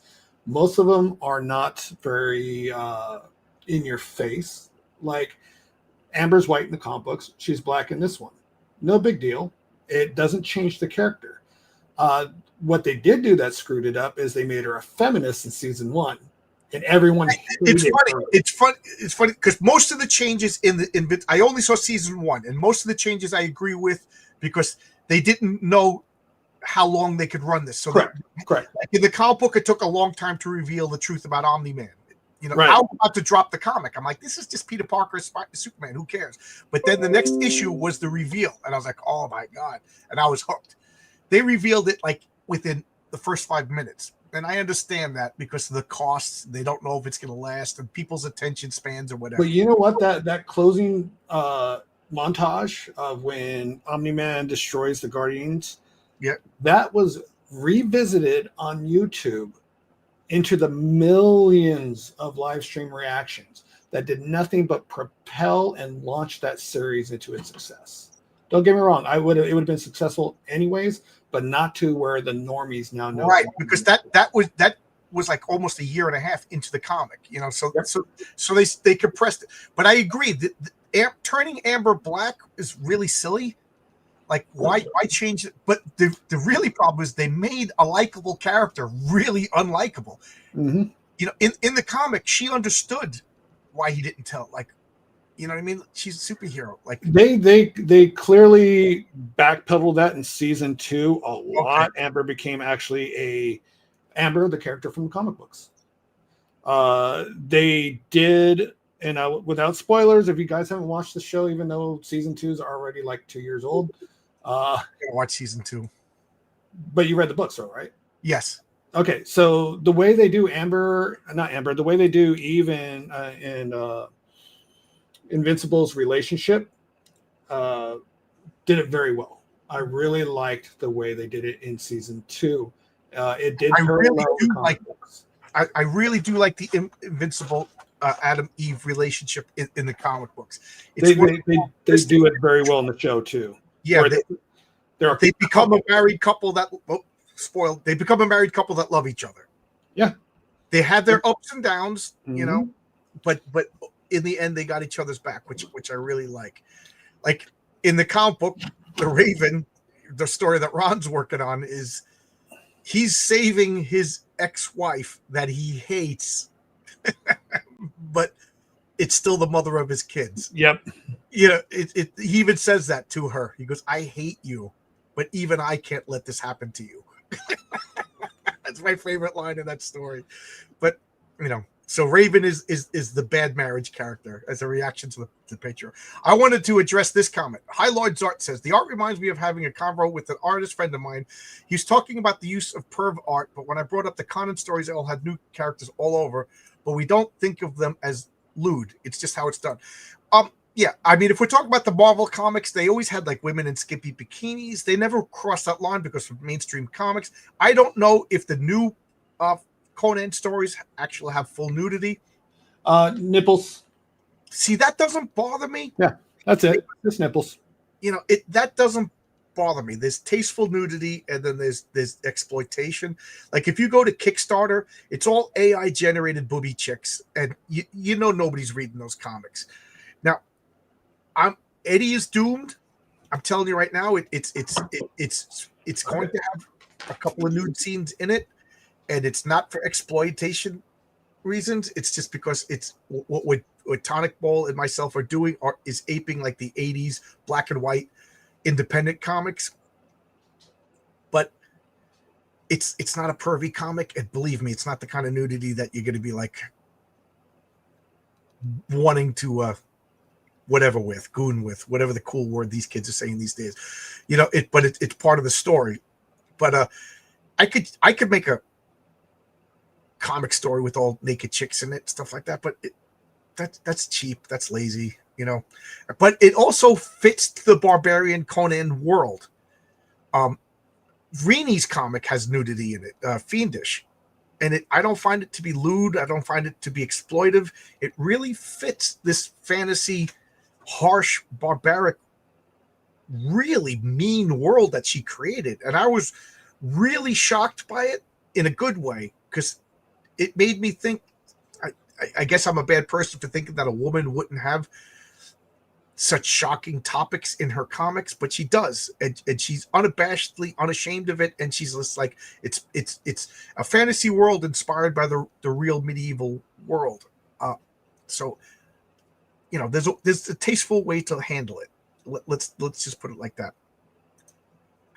Oh, and I did not say, Adam, that you were doing is spectacular. Oh, I did. I wish Wizard of the Coast. Oh, okay. We'll get back to that when he comes back. I misinterpreted what you were saying. So it fit because it's not Gooner bait. It had context in the story. Are we talking about Fiendish? Yes. Yeah, I really like it. That to me, that's one of the best indie comics, crowdfund comics to come out. So good. This comic has Perfect 10 by Dave Brink. It's a perfect example of what I'm talking about. This comic, it starts out with the capsule opening, and it's a beautiful naked woman is in the capsule, but they don't show, like, it's suggestive, like she's naked, but you don't see the goodie bits. You know what I mean? But she just created literally an artifact. She's not going to be created with a parka on. Oh, I just lost Arkham. I'll send you the link again, Arkham, if there was a problem.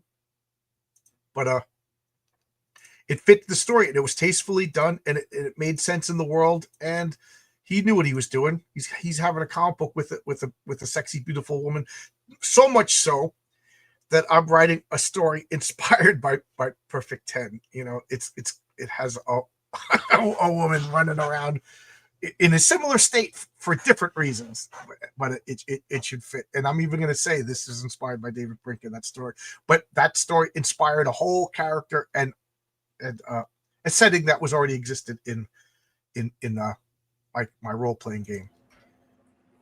There you go. I moved my mic, so everything went to crap. I'm going to put this out. Brittany, Eric, if anybody wants to pop in and talk with us, this is just a spur-of-the-moment conversation stream. So we started out like bouncing ideas off for this comic. Do you have anything else you want to suggest? Anything else? Or are we just talking about comics in general now? We can continue talking about the future of what we're doing and mixing up the comic books. That's fine. I'm good with whatever. So the spear that this character is using is literally the tooth from the Grey Sisters. You know, Perseus went into the cave, and there was the three Grey Sisters that shared one tooth and one eye among them, and then they told him the location of Medusa. So I always pictured, like, if it's a spear, if it's a tooth big enough that he could use it as a weapon for a spear, it has to come from a gigantic mouth, which implies that these women are big. There's nothing in Greek mythology that says that these were human-sized women. So why not? They're gigantic women. And all I can think of is, why do they only have one tooth left? Why do they only have one eye left? Don't give too many spoilers away. That's a story in itself. So that's a future story. You know. And again, I almost just spoiled another idea. But yeah. And I like the goriness of it. Like I picture they literally rip out this eye and like spaghetti, like they're pulling, and this optic nerve slurps out, and then the optic nerve like wraps around their arm, like almost like this agency within the eye itself, you know. And then they hand it to their sisters, and when the sisters go close, the optic nerve finds the hole and pulls itself in. You know, that's what I'm picturing. So the husband has the spear. I'm a male chauvinist. He has the weapon. He has the penetrative. You know. So before I ink it, you like that spear? Yeah, that is awesome. Just okay. You know. So I know you wanted more like almost like a shark tooth. No, that's a shark tooth. You know how molars have those two teeth, like those two roots. The ones behind them. Oh, okay. I couldn't tell. How about you have that, and that's where the shaft attaches to. You know, the two molars. Yeah, let me bring this up a little bit, and we can do it that way. So, yeah, and then the wife has the optic nerve, and we were talking at the beginning, like it's an oversized eye because they were big people, and she puts it over here, and these optic nerve, like she has like a gold necklace around her neck, and so it just way they know what you're talking about. Wraps around this gold necklace, and it'll be like this amulet that she wears, and because of that, she's going to be the clairvoyant. She's going to have the vision powers. She's going to be like, you know, in my world, I have a whole magic system, and it's inspired by Dungeons and Dragons. So like there's 7 schools of magic, evocation, you know, necromancy, divination, stuff like that. But 3 of the schools are male, 3 of the schools are female, and necromancy is neutral, non-gendered, because it's death comes to all. So divination magic is traditionally female magic, and men usually use wands and women use cauldrons. And do I need to explain Sigmund Freud to you people why women use cauldron? So like a witch in my world would literally carry what they call a kettle or a pot, you know, and use, and then when you're literally stirring the pot with a wand, you're using male and female magic. So I was just talking to my friend Jimmy. His daughter is drawing like a fake scroll that we're going to put in to a future comic. So I just, this is tied into all my comics. So the male character is using male magic, a spear, a rod with a tooth, a penetrative spear, and she's using divination, you know, and you know, on her chest, accentuating her femaleness.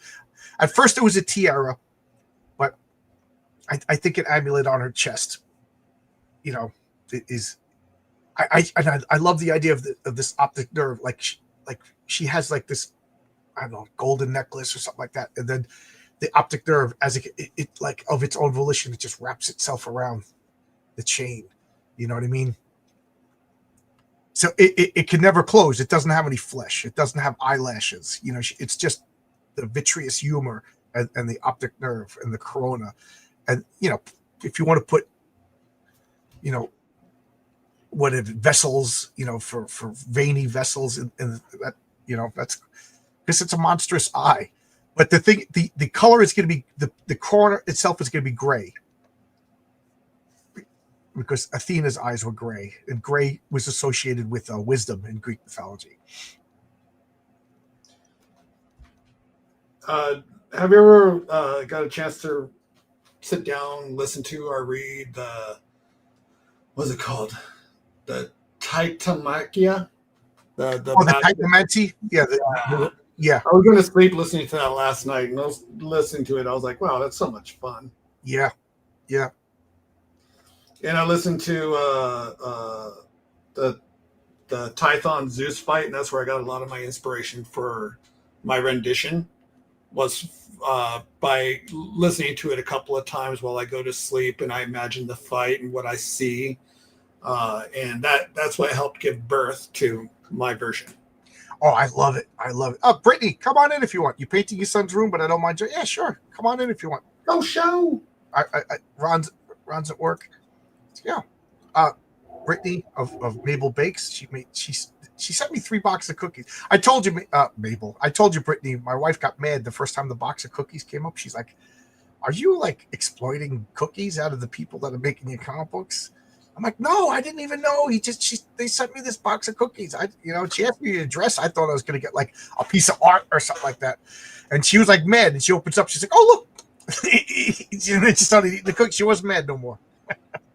So Mabel Bakes, Facebook, Mabel Bakes. Check out Brittany's cookies. Brittany's cookies. Yep. She sent me another box when I got to the car accident. And you open up the box, and the very first cookie, she just wrote on it, "Congratulations on not dying." Now that's a good friend right there. Yeah, so I just laughed at that. That was the last. I ate that cookie last because I wanted to show everybody. And then they sent me another box of cookies. I don't know if you did it because Ron's doing another story or out of the kindness of your heart, but I'm not going to say no to. My wife liked all the fruit cookies. I ate all the chocolate cookies. She ate all the fruit cookies. Are they tarts? What is the difference between a cookie and a tart? I don't know. So here is the link if anybody wants to join us. Again, there you go. I think you just click on it, but when you click on it, you have to turn off YouTube. Otherwise, we get a horrible echo. Horrible echo. I'm trying to think. I have a secret project that my coworker asked not to mention. I have Arkham working on a Greek mythological story. Renzo working on a Patriarch Raven 2. Renzo is probably going to do the Misfits, the team of superheroes, with unfortunate powers, so they are leaning towards supervillainy. And Fabrizio doing Memoirs of Violet McCready. I love that story. Yeah, so good. And it's so much lore. So much lore is going to be in that. Starts out in the ghost town before Science City, before it was a ghost town, and why it becomes a ghost town. And Ron, as soon as I finish this old before World War II, after World War I story, I'm hoping Ron will draw that. His art style would work perfect for that. And Marcus is doing the public eye. And oh my God, the Demar Republic or Wheatmar Republic story is directly tied to Marcus's story. Marcus's story is going to be like the binder that ties everything together, because that's what the public eye does. Is he draws the connection between all the threads, and he doesn't realize that he's figuring out the grand conspiracy. And I don't know. The more I talk, the more I'm going to give away spoilers.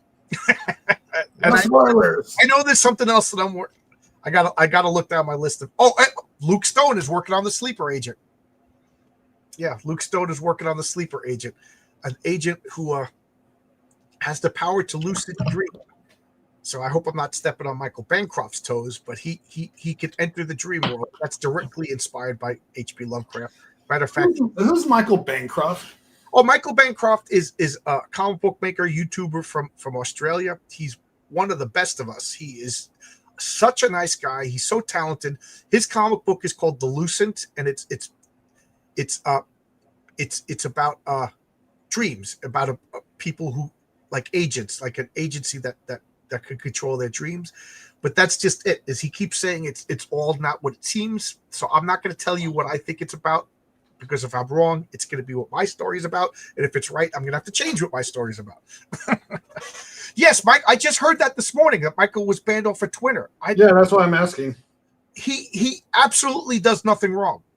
He absolutely does nothing wrong. I saw a certain group having a little fun this morning, so I'm assuming they're responsible.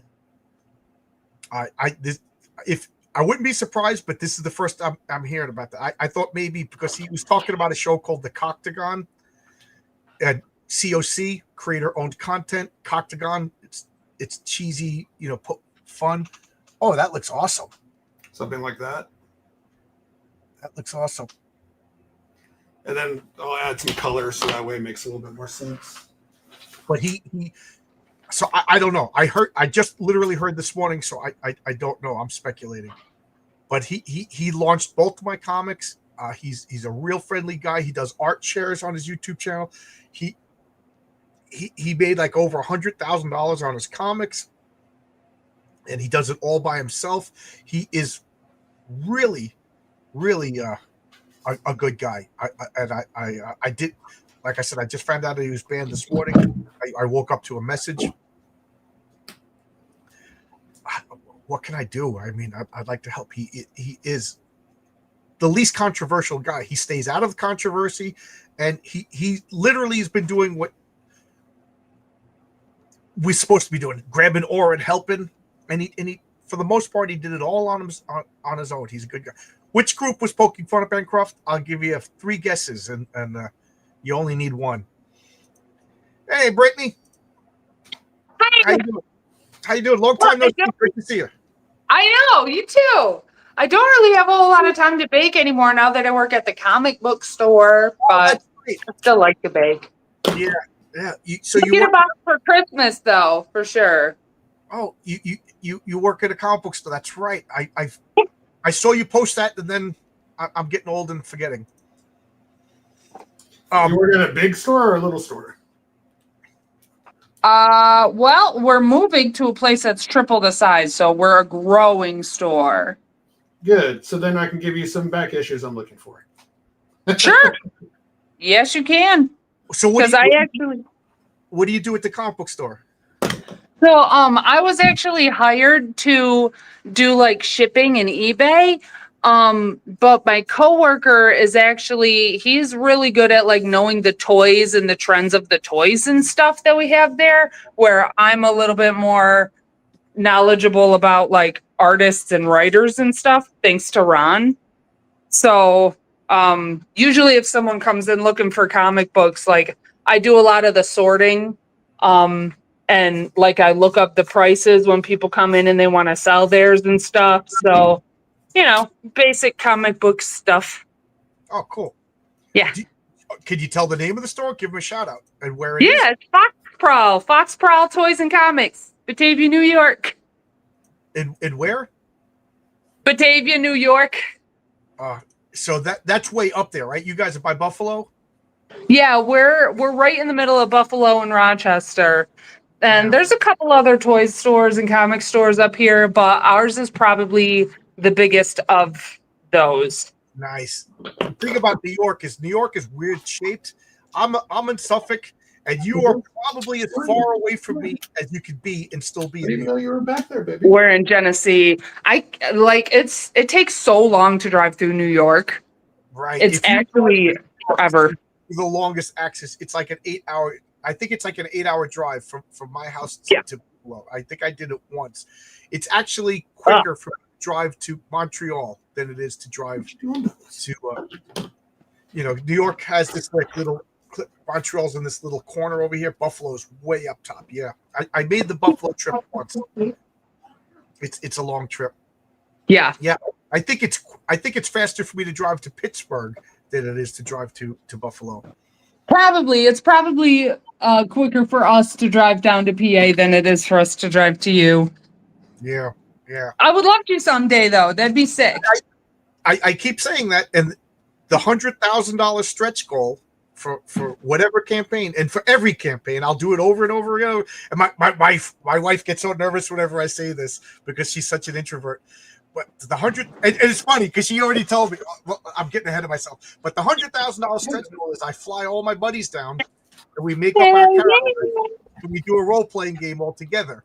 We all play, and we make a weekend out of it. And we from soup to nuts, we make up our character, but you're role playing your characters. So if Arkham comes, he's going to be the male and female superheroes from this story, unless he has other characters. Ron will have to. I guess Ron and you will be. You don't want to be the Raven's ex-wife. I could be his sci-fi girl. Yeah, so you One of his drawings. it'd be the Raven, and we all, and I'll be the DM. Renzo would be the patriarch. We all play. Like if Brian Bow comes over, he's Wolf and Batsy. Fabrizio will be Horace H. Hoover. We role play. We stat out our characters and play, and then we play board games. I force you to eat chili, White Castle, and Funyuns, and I soda. love chili. Yeah, so there we go. That's the stretch goal. And the funny thing is, I say that to my wife, and she goes, "You could get a hotel," and she starts looking up hotel prices. You know, Oh my god! like, honey, $100,000. You know how unrealistic that is. I want to hang out with your wife. I want to hang out with Mrs. Longbox. She, and once everybody gets here, she'll be. But it's funny because I say that the 100,000. She goes upstairs, and starts cleaning the shower. Like, honey, I made $5,000. Don't worry about it. It means he believes in you. Yeah. Hey, Pops is here. Pops, you're one of the people that's invited. You could be Crom. Pops is on. Oh my god! Hi, Pops. It's been forever and a day.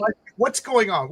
And a little Arkham was drawing characters. We're working on a story. He's an artist on a story that I'm working on, and he's went live and started asking me questions. I said it would just be easier if I came on your stream. So I launched here, and now everybody's watching us talk about nothing and me spoiling stuff because I can't shut up. That wasn't my intention, I promise. Yep. So Arkham held up a drawing one day. Arkham just came out of nowhere one day. I think I just did an open invite, and Arkham showed up, and then he showed art.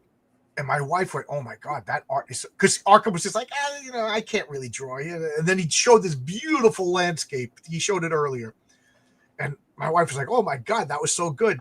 And then you also showed me a monster picture, and I was like, "This story would be good for you." But obviously, we'll put more browns and stuff like that. I'm going to work on making the eye a little bit stand out a little bit more. But is that kind of what you were thinking of with the sinew? Well, you know how the optic nerves come out of the back, right?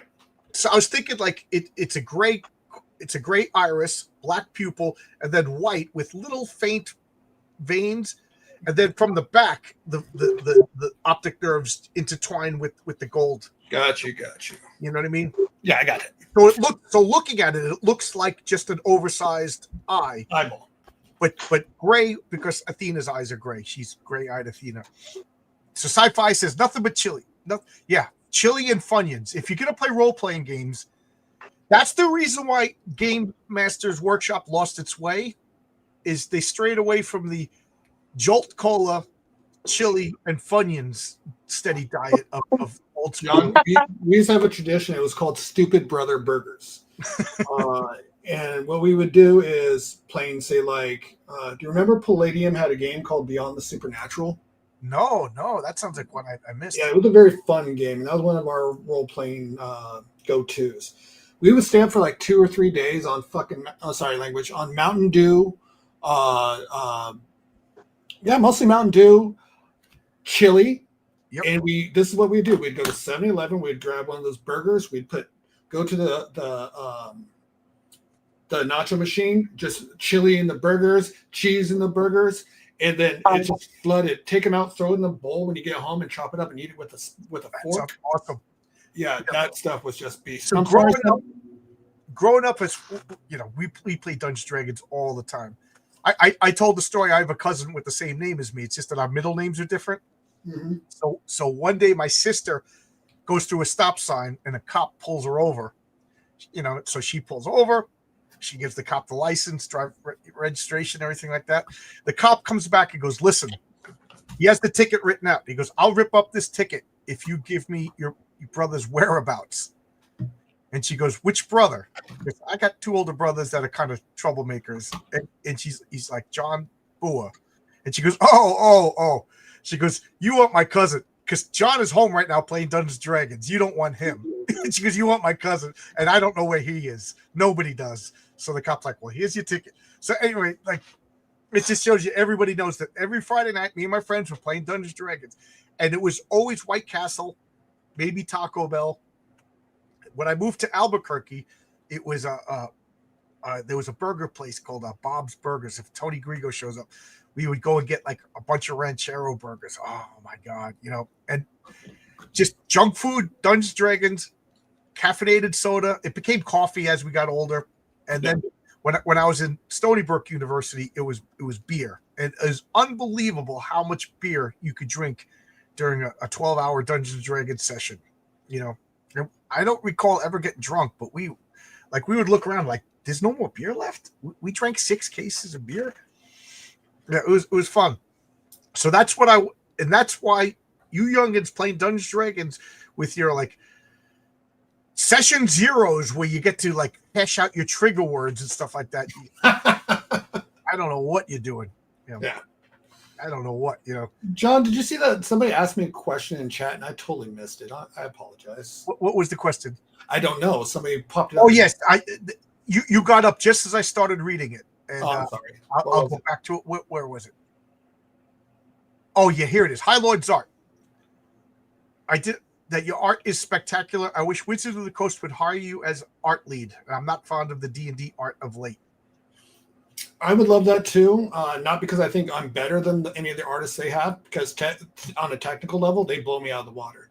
I think it's the art that they're choosing to portray that's the issue, not the technique, not the style. It's way too soft. None of it actually tells any kind of story.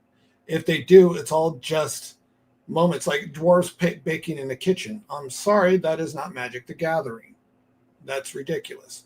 I do agree. I would bring in a much older style of art back.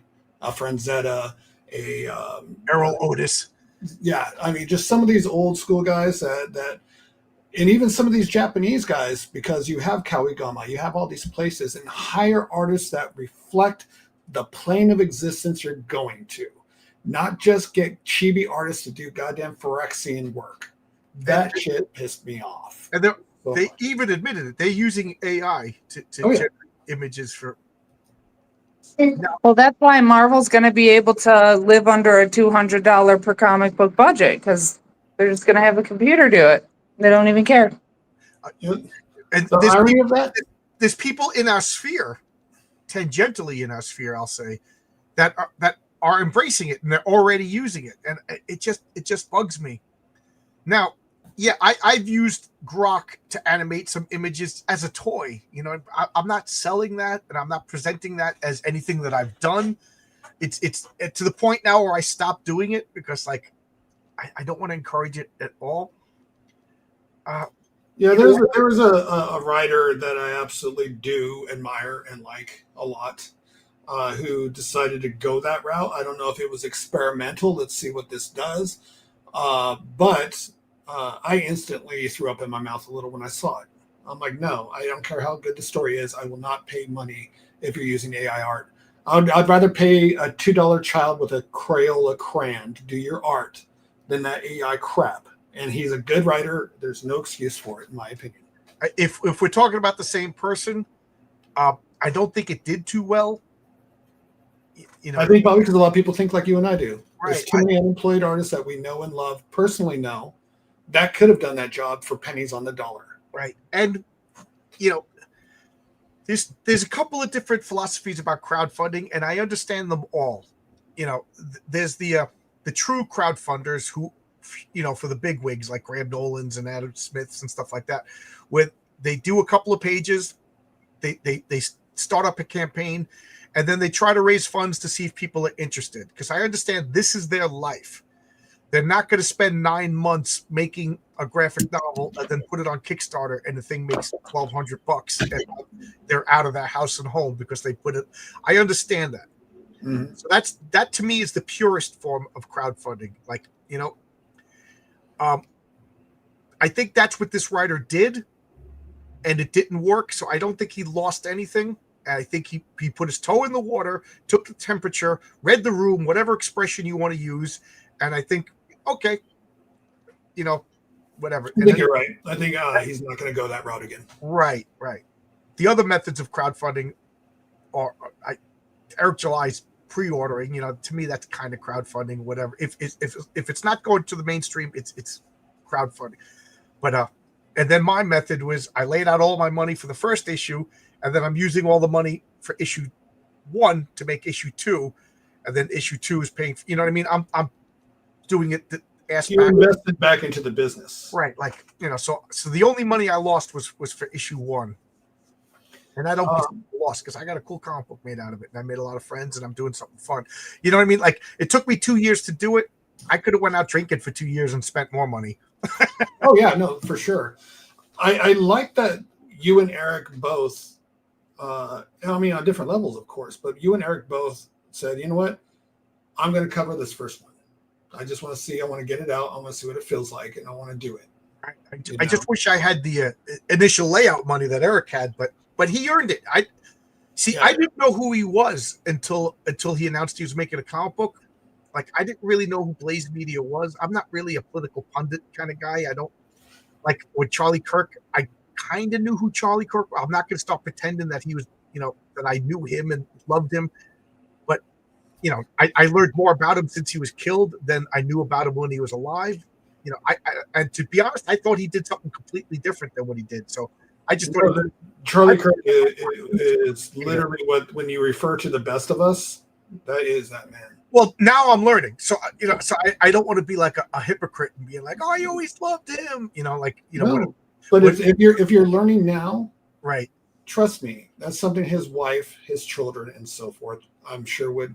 Whether you were a fan from the beginning or you became a fan afterwards, I think it's completely irrelevant as long as you listen to the words and discussions that were had. Like how many people all of a sudden Ozzy Osbourne was the greatest guy in the world. You never listened to him. I loved Ozzy, but no, Ozzy was not the greatest musician in the world or the greatest singer by any stretch. I remember one day nobody cared about Nirvana, and then the next day everybody was a Nirvana fan. Mm-hmm. But anyway, back to Eric July. So I didn't know who this guy was. He's making a comic book. I got excited. He said everything I wanted to hear. Continuity. Dead means dead. You know what I mean? I'm going to make the comic before I even release it. Things like that. So I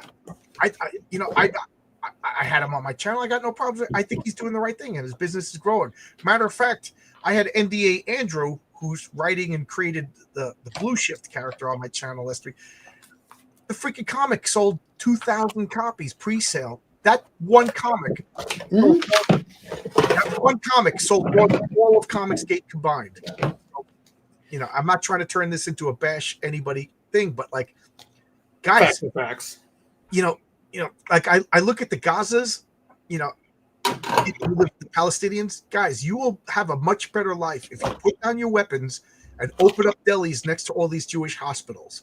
You know what I mean? Like whatever you feel about Israel, or whatever, but like work with the big dogs.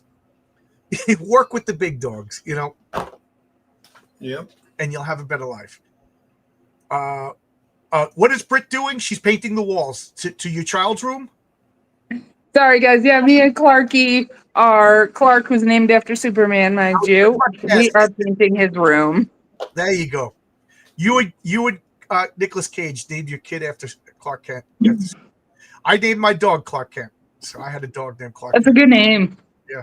We miss you, Ron and Brittany. Pops is saying. Aw, thanks, Pops. We miss you too, buddy. The dog's name is Indy. For those of you who don't know, Brittany is married to Ron Mosicki. Ron Mosicki drew the character, the suit, in issue 1 of Heroic Tales. And he just gets better and better and better. Like I keep saying, it's a cosmic level crime that this guy is not doing comic books full time. Is that good? So what you're saying is I need to get with Ron and him pass down some knowledge too. No, it's also a crime that you're not doing comic books full time. Two things can be true. Oh no, I admit I saw that work and it's like I need to learn how to ink and render like he does. There's a lot, like you notice how much I love hatching. Have you noticed in his work he had a lot of hatching? I love it. And the funny thing is about Ron is he was really quick, and the comic book was 3 weeks away from getting printed, and I'm going over the files, and I'm like, where's the last page? I never sent Ron the last page of the story. I was like, oh my God. I called him up in a he banged it out in like 12 hours. Nice. Is that good? with 19 kids, a nagging wife, and a job. Done. Actually, there usually is a lot of fucking kids here. Like, we homeschool the kids, so whenever they want to have friends over, it's pretty much yes. So we usually have like a limited a lower number of 6 kids here most days. How many kids do you have? Like your own kids? 3. I have 3. Yeah. I had it in my head that you guys had 5 kids. No, there's usually 5 kids here though. At least 5 or 6 kids. There's 5 kids. And you homeschool? We sure do. So you guys got your hands full. No wonder. Don't Like, blame you. No, but it's good. It's good hands full because I don't like the state, so it's much better. My wife and I, we don't have kids, but we agree that our imaginary children would be homeschooled if we had them. So our imaginary children are in an imaginary homeschool. It's good. And like we have like a schedule and everything with my work and Ron working at the vitamin store and the kids homeschooling. But we don't have the worrying and the running around that people whose kids are in public school have. So we're probably less stressed out than most of the parents whose kids are in the institutions. Right. Oh, no. I think homeschooling your kids right now is probably a very good idea. Oh, Oh absolutely. God, it's 100 times better. We started public school. Like my daughters were in public school, and then we took them out for the fake pandemic, and that's when we started homeschooling, and then taught my son how to read, and here we are today.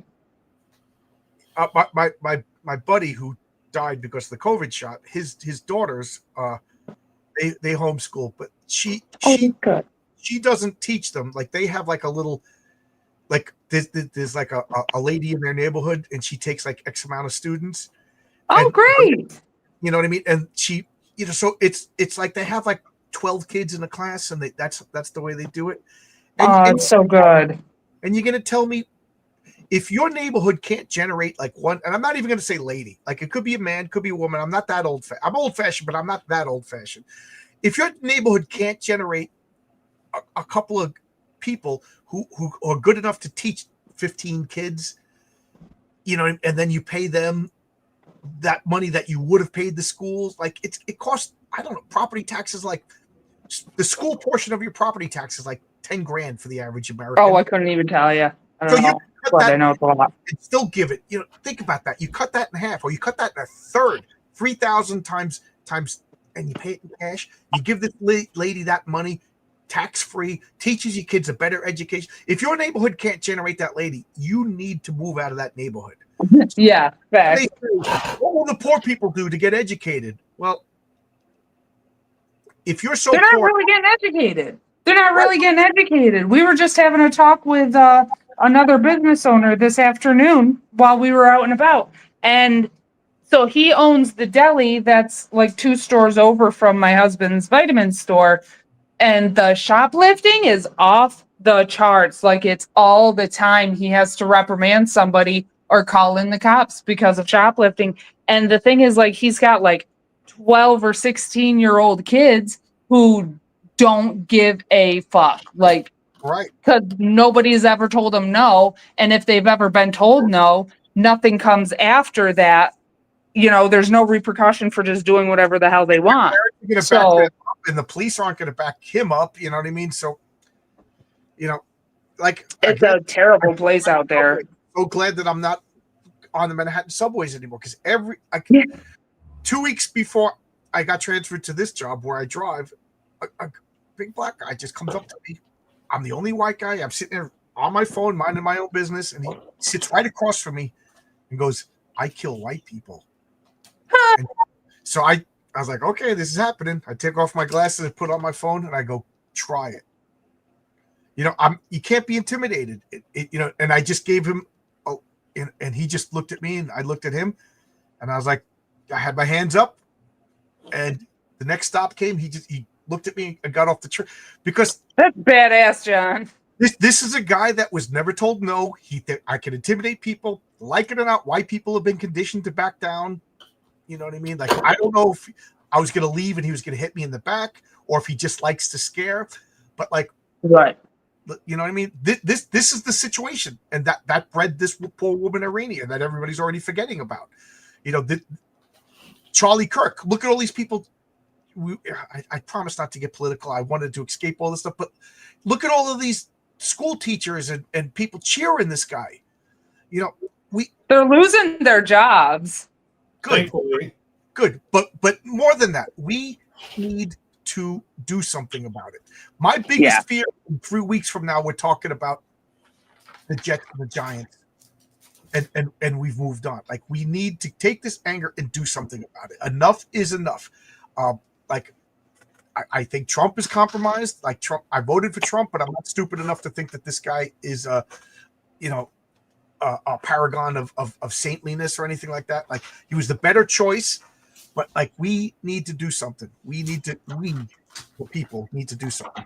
But anyway, I don't want to talk about politics anymore. I'm getting myself back. Comic books. If you're in public school, not some sort of academy connected to your trade, you're setting your kids up for failure. Yes, trade schools are great. Trade schools are great. I love all. Again, I've talked right to politics. All these liberals that are welcoming a civil war. It's like, what are you going to do? You guys can't change a tire. You guys don't know how to grow food.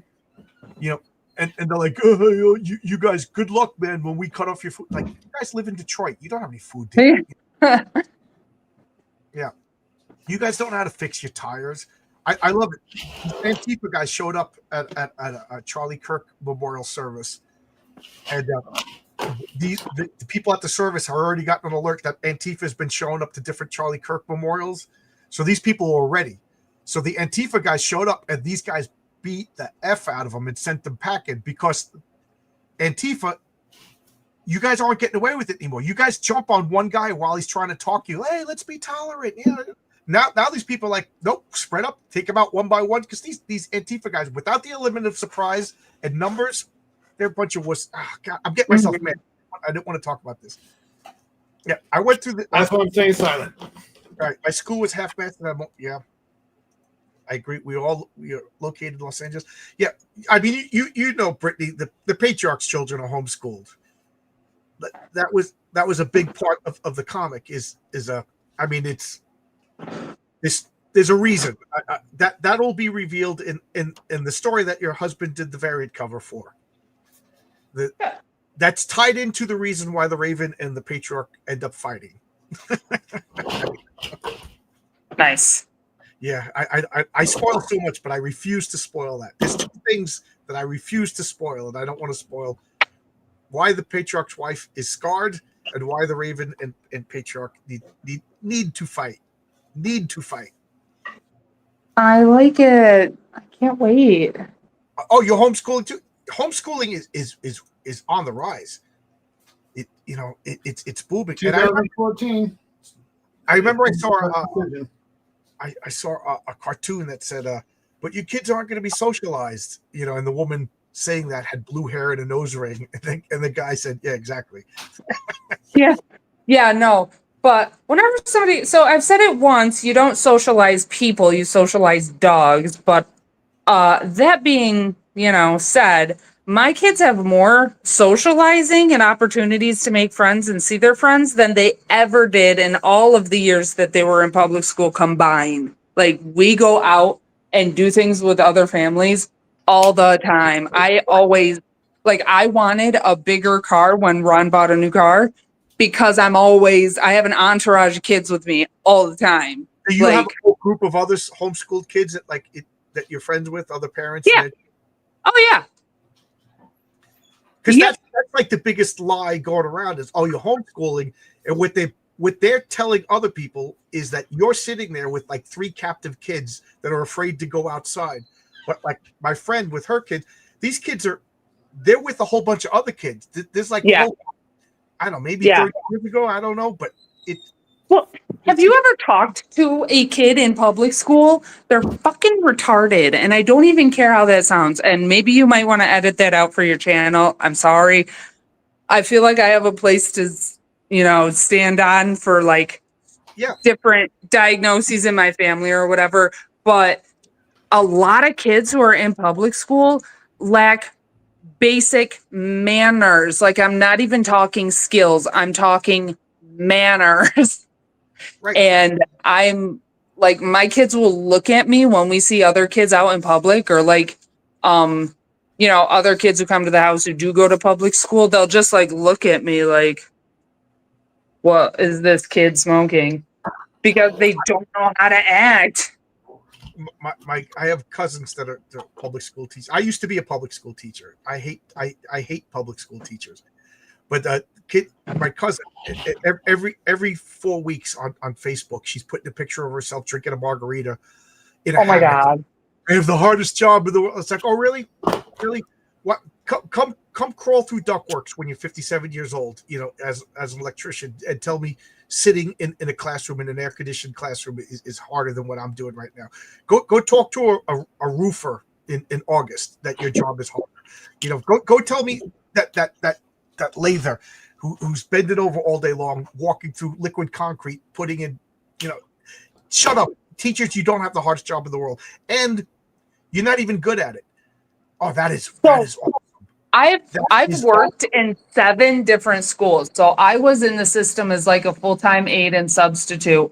So up in this area, I've worked in 7 different schools. And I can tell you, this was like, I would say this is probably like 8 years ago. It was before Clark was born. But back then, even, it was going from bad to worse. And schools will graduate and pass kids because, and I quote, they don't want to deal with them another year. Like, Right. They'll just throw them out and make them society's problem. And they haven't completed like reading levels. They Right. don't know how to do anything. And they're just thrown out there to fight with people. I had a kid that couldn't write his own name. So I was Oh my God. I was leaving him back. And literally, we were walking out of school on the last day when the father comes in and starts calling me, "You're a racist." We were leaving the school, the last day of school. He finally realizes his son is left back. Keep in mind, I was at their house tutoring this kid for free on my own time. The mother was calling me a saint, but the kid was retarded. And he needed, you know what I mean? And the parents wouldn't sign the report, but he was a good kid. So I was trying my best. He needed to get left back. So the father's calling me a racist. And I love my response. I just went, yeah, and and that took and he was huge. He goes, "I'll kick your ass." I said, "Okay." I said, "I'm going to put my hands in my pocket because fighting you is a waste of time, and I'd rather not go to the hospital tired." He was that Oh big. my God, that's so funny. I said, but I'll tell you what. And I took a piece of paper and a pen. I said, if your son can write his name, I'll promote him to 3rd grade. Whoa. And he goes, Yeah. "Why are you doing this in front of everybody?" I said, "Because you're doing this in front of everybody." I said, "You Yep. So you know what the principal did? She took the roster, she signed him over, she transferred him to another teacher, and that teacher promoted him to 3rd grade. We were literally leaving. Unbelievable. On the last day of school when all this happened. So F public school system. F them all. Yeah. So back to my cousin. So I said, you have the easiest job in the world. You have all summers off. You get paid all summer long. You have a great pension plan. You have great. I said, and your kids graduate stupid. I said, none of your kids know geography. I said, none of your kids could make change. None of your kids could read a radial clock. So I don't want to hear it. I said, it would be one thing if kids were graduating after 12 years of college and they could talk about the Constitution in a meaningful manner, know about the executive branch and the legislature plan, talk about the French Revolution. I said, but no. I said, you're graduating retards and you want to be pat on the back for doing the worst job possible. Because public school, even a good teacher, they are held hostage by the biggest troublemaker in every class. So public school system, your gifted kid is going to be held to the standard of the stupidest kid in the class. Well, today the good teachers are just leaving. They're just jumping ship because they're trying to teach kids how to read and they get a desk thrown at them or a parent coming to the school half-cocked drunk. So the good ones are just leaving. The admin staff is the enemy of the school. Absolutely. The administration is the worst. Half of the other teachers had no business doing anything, but they can't be fired. And do away with it. Do away with the entire. And again, if your neighborhood can't produce one kindly person to teach kids, you're in the wrong neighborhood, and that's your fault. Yep. That's your community's fault. That's not my fault. Get rid of it all.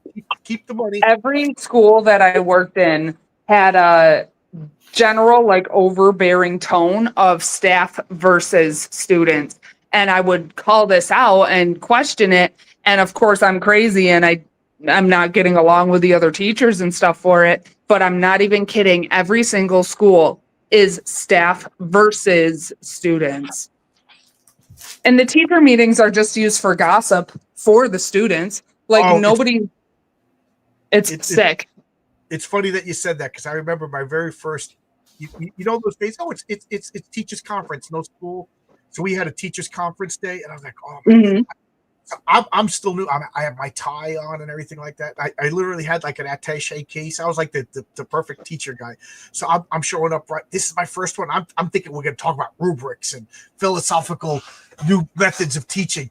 It was Maury Povich. You took the big classroom, and I wanted the big class. How come I got Daryl in my class? I told you I didn't want this guy.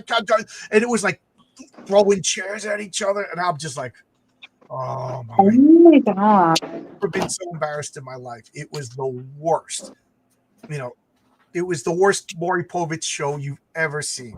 You promised me I would get the good students. I got all the trash students. That's what the teachers say about your kids when you're not around. They call them trash. Yep. High Lord Zart says, I like that eye. It looks like it would make a grotesque squelch sound as it follows you across the room. Yes. Ew. I want it as gross as possible. Well. Yeah. I'll put it back up. Brittany, this Arkham is drawing a story for me. Yeah, I was listening. Sick. Oh, that's pretty. That eye is perfect. So what we're I like that pretty color.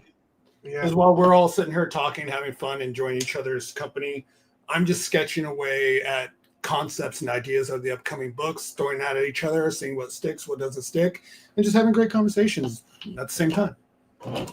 I will say this, Gen Ed and special ed get funding for how poor they do. Yes, if special ed is a scam, it's what they do is, and there's legit kids with problems, you know, and that's not their fault. I have a big soft spot for the kids with actual problems, but then there's troublemakers, and then there's just asshole kids, stuff like that. They all get thrown into special ed, and what it is the teacher just sits there and does the crossword puzzle and ignores your kids and they're doing their real estate jobs. They're doing everything else but educating your kids, because half these kids are uneducatable. The other half of the kids don't want an education, and they just collect money. It is the biggest scam going. And then they want to have universal pre-care and universal after-school programs. It's minimum wage people who hate your kids raising your kids. There you go. Rant over. And your rant's correct. Letting them watch YouTube in school and not even breaking up a fight when it happens. So they're not even going to protect your kid if something does go south. Yeah, in a school, when I was a high school student, the next district over, there was a knife fight in the hallway.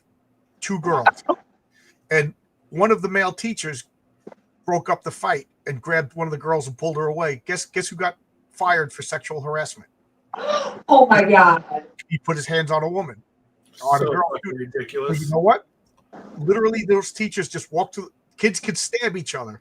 And the teachers, and I don't blame the teachers. You know?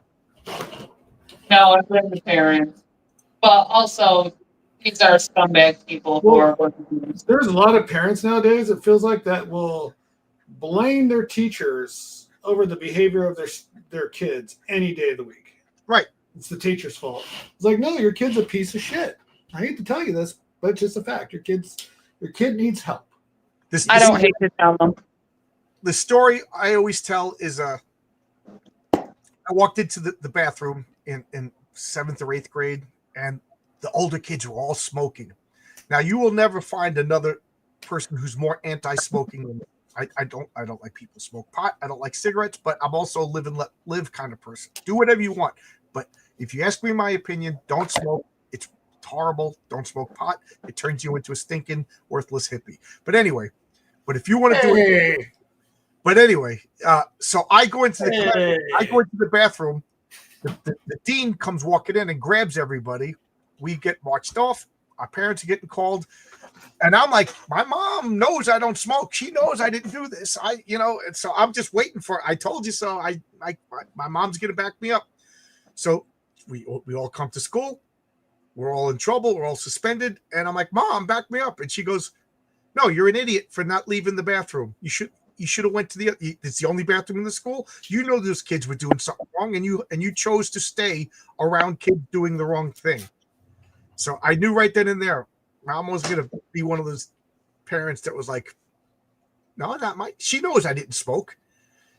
That's the one thing. Like if kids were fighting, if kids were doing anything else, she might have had that doubt. She knew I wasn't smoke, but she knew you're stupid for hanging around with. And then it turned into a Jesus lesson. Avoid the near occasions of sin. That's exactly what Jesus was talking about. So there you go. I knew my parents weren't going to mollycoddle me.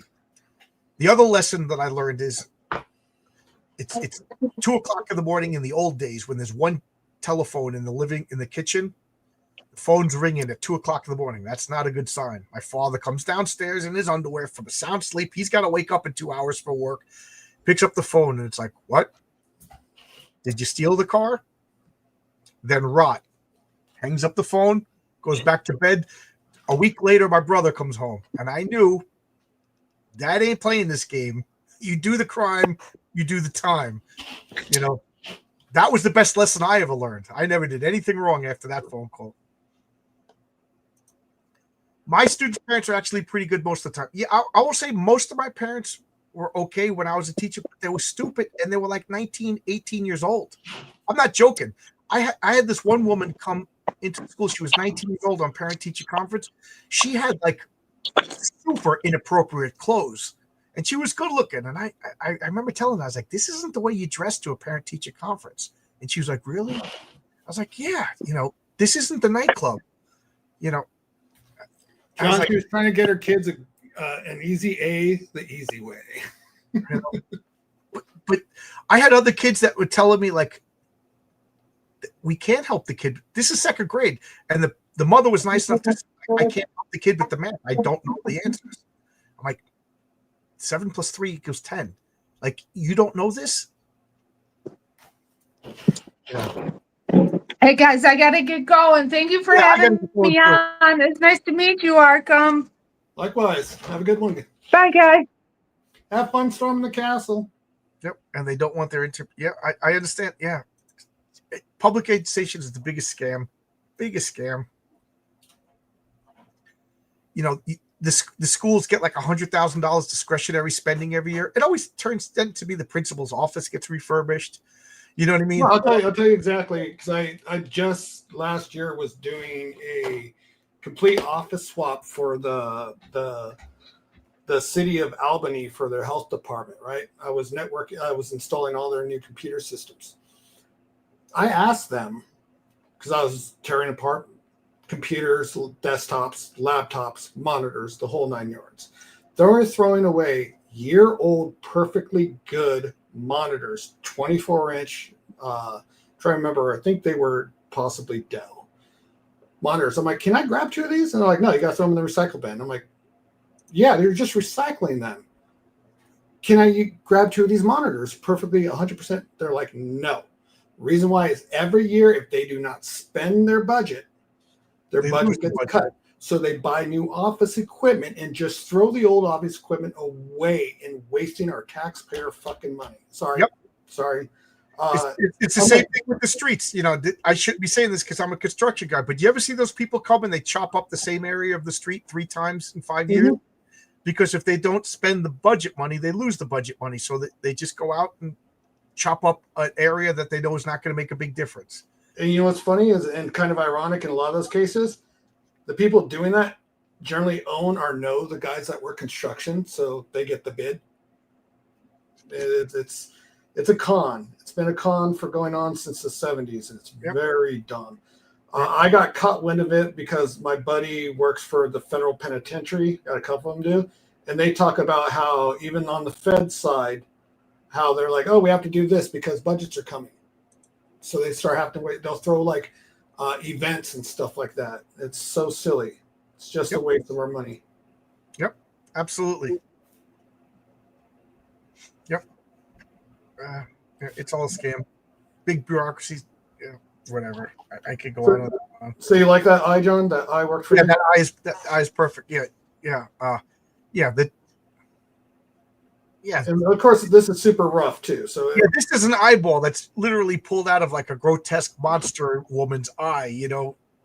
And I picture it like they pull it out, and the nerves wrap around their wrist, you know what I mean? And then they hold it to the sister, and the goes in, you know. So it's gross. It's, you know,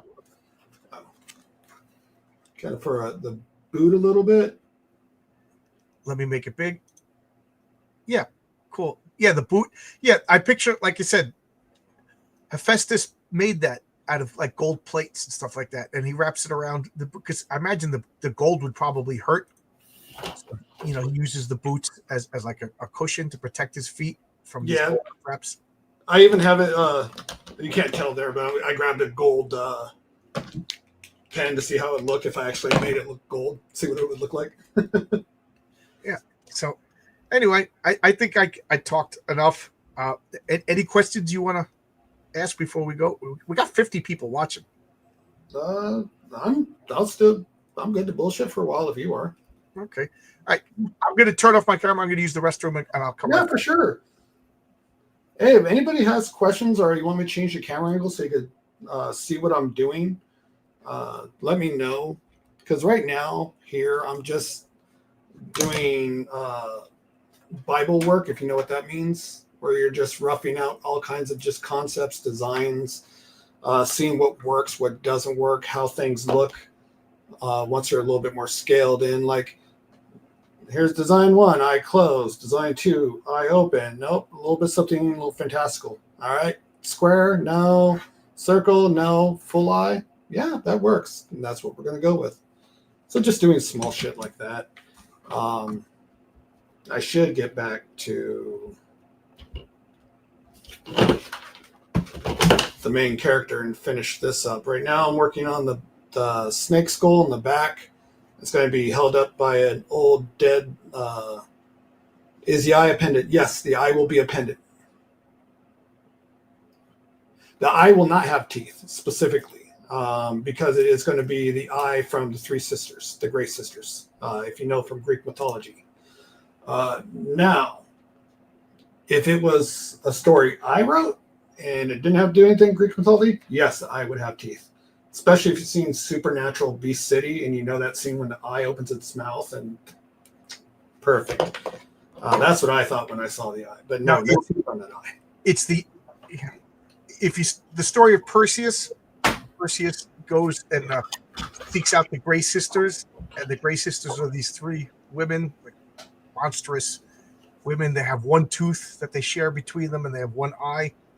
Well, in this story, we have a male archaeologist and his wife, female archaeologist. They find in the Atlas Mountains the cave where Perseus went to find them, but it's a repository of a lot of artifacts. So they find this golden object, and it's the golden fleece, and inside the golden fleece there's like a chest or something, and it has Hermes sandals, it has Hades' invisibility helmet, and so basically all the artifacts Perseus found wrapped up in the golden fleece.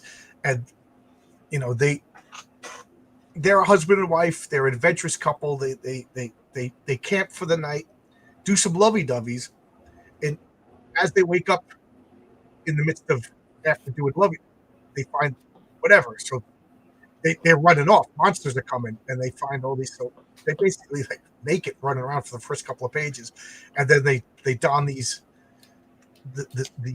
artifacts, and now they have the power to defend themselves. And because the eye and the precognition abilities, they learn some facts of what's going on in the supernatural world, clues that characters like the Patriarch and the Raven and Public Eye and other characters that you didn't meet yet need to know that something big is happening. There's a way to stop that something big, but of course people aren't going to listen to them. It's we can't stop doing this. Some of those homeschool taking college courses at the local community college. There you go. I did some substitute teaching for a homeschool group that would hire teachers for the arts. Homeschool kids on the whole were leaps and bounds ahead. Yes, they were. Yes, they were. Yes, absolutely. I agree. I actually saw a Hollywood movie where the homeschool kids were like leaps and bounds above everybody else. I was really surprised that this movie didn't take a cheap shot to argue with. Yes, one tooth. Isn't that bizarre? That this myth specifically states that they had one tooth to share among the three sisters. Doesn't that imply a story that you want to know? So these are things that I'd like to bring up in the future if you guys accept our story really, if it goes over well. And of course, who else had one eye that was flung out? So technically Odin. Everything's tied together in my world. Everything's tied together. There are no coincidences. And that's what the Public Eye does, is he finds all the coincidences. Marcus knows where I'm going with that. Like when the Public Eye story, the name of the stories are called I Love a Mystery. And it's Poinsettia moves to Science City because of reasons. Let's just say that she doesn't have a particularly pleasant life. And it opens up with her storming off a bad date. And you can see that her dress is already ripped because of this date. And she's pissed. She's like, I can't get away because, Poinsettia is stacked, beautiful, sexy, a little too naive. Not blaming the victim, just whatever. And it starts off, and then lo and behold, some other pests show, and the Public Eye comes and beats the crap out of all these people. And she goes to like hug the Public Eye, and he pulls back and won't let her touch him, and then leaves. And Poinsettia's like, a man who didn't want to touch me? Like all her life, guys have been groping her. You know what I mean? She's like the girl that developed young kind of thing. So she kind of like, who is this guy? Like it becomes a mystery to her, and she kind of gets obsessed. So every story is her. She's the main character, learning more and more about the Public Eye. And then one day, they're going to go to his apartment, and it's going to be the classic conspiracy with all the yellow lines connecting all the dots. And she's going to provide the clue that he would never have thought of. She's going to be kind of his. It's to coin a phrase. His Grimlock.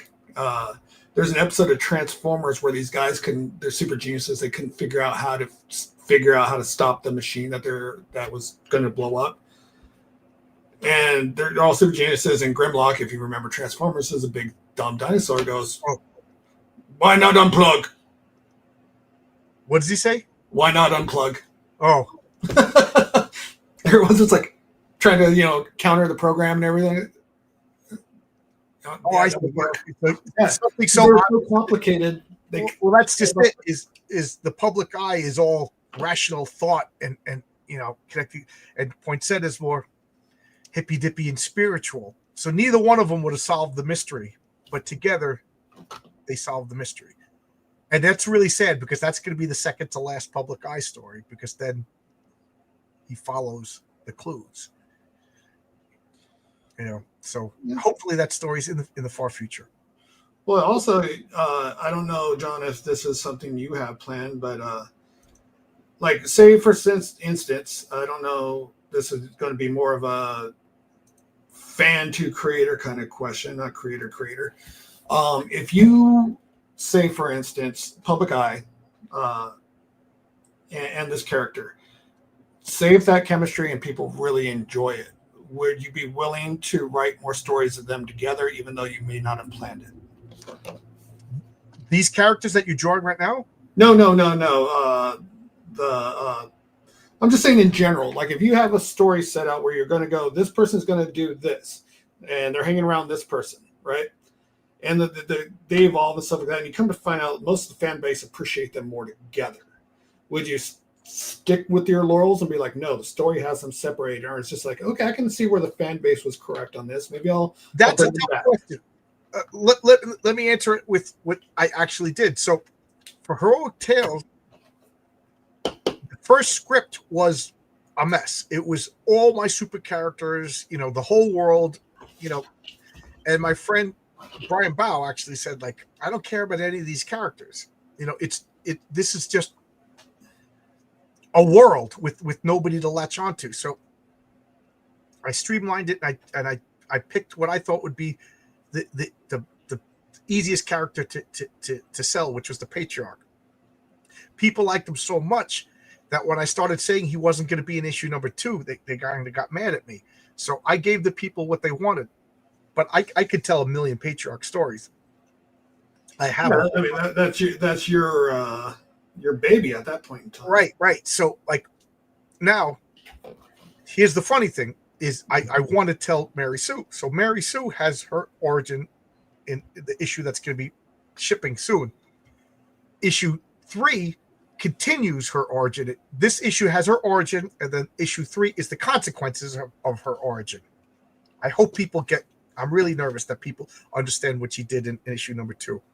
But anyway, issue number 2, she was going to be fighting in downtown Flushing, which is Chinatown, and there was going to be an Asian martial artist who shows up and helps her. But I already talked about King Fu, but this was going to be a different character.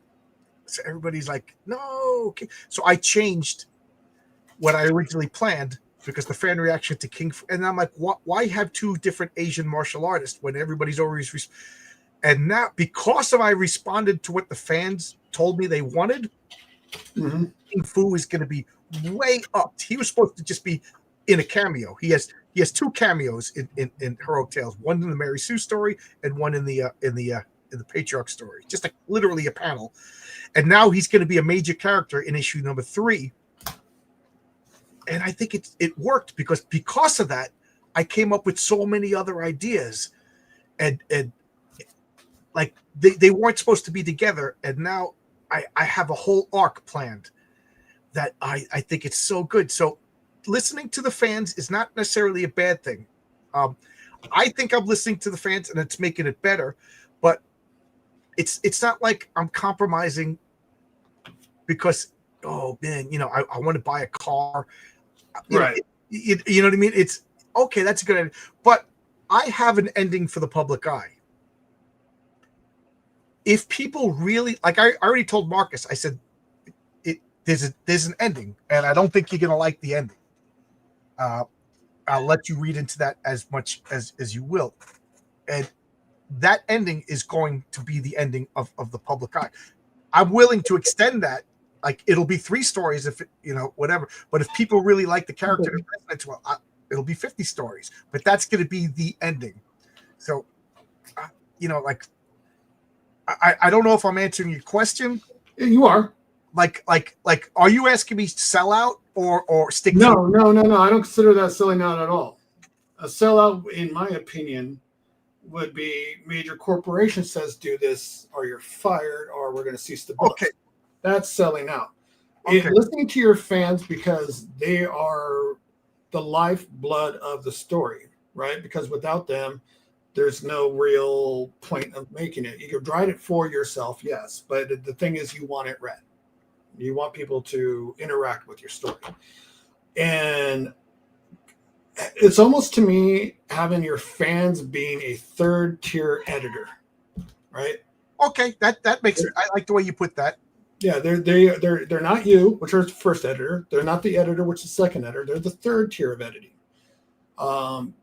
Because, perfect example, Walking Dead, the TV show, when the fans were outraged with the direction the TV show was going in, the way the direction was, they didn't listen. What happened? It fell off right off a cliff. The ratings just destroyed. Now, if they went back into more of the Frank Darabont style of storytelling, which was season 1 and 2 and some of 3, they would have been just as successful, I think. It's the way they told the stories that the fans did not like. Because if you watch Walking Dead at all, at season 5, half of it was somewhat chronological. The rest of the episodes were all backstory. Blank, blank, blank happened. Backstory for 15 minutes. Blank, blank, blank happened. Backstory for 15 minutes. And every episode was the same. It was horrible. Yeah, I don't even know when I stopped watching, but I think I lasted 4 seasons. But I think I know is the example that I'm going to give is the show Heroes. The first season of Heroes was awesome. I think we all as comic book fans liked. Yeah, there was a couple of things I didn't like about it, but overall, it was an awesome show. The second season, that was the writer's strike. I think they did the best that they could considering the circumstances. I'm pretty forgiving for the second season. The third season is when the show went off the rails. Yeah, it was atrocious on the third season. What's that? I said it was atrocious the third season. Right, the third season, Sylar, that character was such a compelling, well acted. Zachary Quinto did a great job. That he was. I don't think the fans demanded Sylar come back. I think the executives said the fans want Sylar to come back. So what they did was he was a psychopath, serial killer superhero, and his story was over. He blew up. That was the end of Sylar. But the TV people don't think about the arts. They don't think about storytelling. I think the fans would have been okay with Sylar being gone, nice, provided they came up with a good next season story. Instead, what they did was they bring Sylar back, but he wasn't really eating brains. He wasn't really doing this. And he was really this guy's brother, but he wasn't really this guy's brother. And they just killed the show. So they had the perfect villain for the second arc, and that was the guy that went into Congress. The guy who could fly. Yeah. But what the original story was that Sylar was the main villain that propelled season 1. Season 2 was going to be something else, but then the writer strike, so they scrambled. But you remember the guy with the horn-rimmed glasses, Noah, the man with the horn, he kept hinting that there were other supervillains. And supposedly there were supervillains below the storage facility where Sylar came from that made Sylar look like nothing. And that was going to be, they were going to tap into those guys and, up the stakes. Each supervillain was good. And they were slowly going to turn into a well-polished superhero team. But no, we like Sylar. We got to bring, and it's the same thing with like Batman comics. Every 5 issues, you got to bring in the freaking Joker, even though there's really no reason. And it kind of, if you ask me, ruins the Joker. Like, no, you're right. It shows up, and like when you take over the Fantastic Four, you always tell your Galactus story. Every writer has a Galactus story. How many times is Galactus going to get beaten? Now Galactus in modern Marvel, you could just see this in action. They use people like Thanos, all the characters that villains and so forth that we loved growing up as the pinnacle of power and so forth. They bring in their characters and they body them immediately. Right. They drop what they do. Look what they did with Squirrel Girl. They had her take out Doctor Doom, Galactus, Thanos, the Beyonder. Get the F out of here. Come on. To show how cool and powerful Moon Girl is, or Kamala Khan. You know what I mean? Like, yeah, it's just dumb. It's not even. That's why, and I guess people watching me are probably tired of me talking, but that's why when I talk about the Patriot, I was like, yeah, Spider-Man could beat him. You know what I mean? Like, because my character doesn't earn the right to beat Spider-Man yet. Like, I look at like superhero characters, there's a certain meta to them. Like Superman not only has superpowers, but he has powers granted to him by the gravitas of the character itself. Like Superman, like if you make up, a power guy doesn't have the right to beat Superman up because power guy is just your new, you need to build up character. He has to sell so many comic books. You know what I mean? Like that's something that these Marvel guys, you don't just get to make up the Blue Marvel in Marvel Comics and declare that he could beat the Fantastic Four and Thor, and he's always been the most. That is such an and I like the guy that created him. You know what I mean? But I it's the same problem they did with the Sentry. They just changed the skin tone. Blue Marvel and Sentry are the same exact character. Just one has split personality, the other one's an egotist. The thing about the Sentry is, I still like the Sentry. I do like the Sentry. It's just a better character. They broke the rules, but they did it in such a clever way, and then they made the Sentry like self-defeating. Yep. Right? You know, so the Blue Marvel, he's just perfect. He's got no flaw. The only flaw, that's why he doesn't sell. It's boring. The flaw with the Blue Marvel is the government said, "Oh, you know, we can't accept the powerful black guy. So could you not do anything?" And he said, "Okay, that's what you want. That's your superhero." That writing is so atrocious. So bad. The Sentry, Paul Jenkins came up with a compelling character. And what I like about the Sentry is we're still not sure if he was retroactive in that he was always there from the beginning, or if it's just him thinking that, and then he's so powerful that his thoughts, you know, extrude into other people. You know, the way they did in Secret Wars when when Claw took when the Beyonder possessed Claw, when he was talking to Doctor Doom, when Doctor Doom stole the Beyonder's powers, he was talking about, how do you know you killed everybody? Maybe somebody survived. And as Doctor Doom's subconscious was thinking about maybe somebody survived, people started getting resurrected. It was like I want to say Secret Wars number 8, like right after the spider suit was appeared. Yeah, it was the Beyonder possessing Claw that ended up saving everybody's life. Colossus had a girlfriend on that planet who had the ability to heal.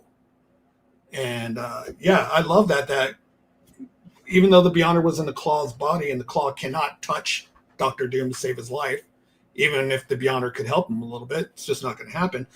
And he knew that Doctor Doom, even as advanced as he is still a human being. So he's going to have these subconscious thoughts and so forth that might betray him. And I love that manipulation by somebody that knows the power better than Doctor Doom, using that power against him. Yeah, I agree with Eric. The Blue Marvel, interesting. The character was forced into continuity. Yeah, that's like a rookie thing. Like, you know, my character is just the most powerful character in the world. Oh, great. But is your character interesting? Back to what you were saying. My big problem with Secret Wars, and it's funny because every time I bring this up, people tell me I'm wrong, but I'm sticking to my guns, damn it. You can't steal the Beyonder's powers. You know, like to me, the Beyonder is his power. Like, unless... Like, Beyonder is not just a bag filled with power that you could drain, and then he's just an empty bag.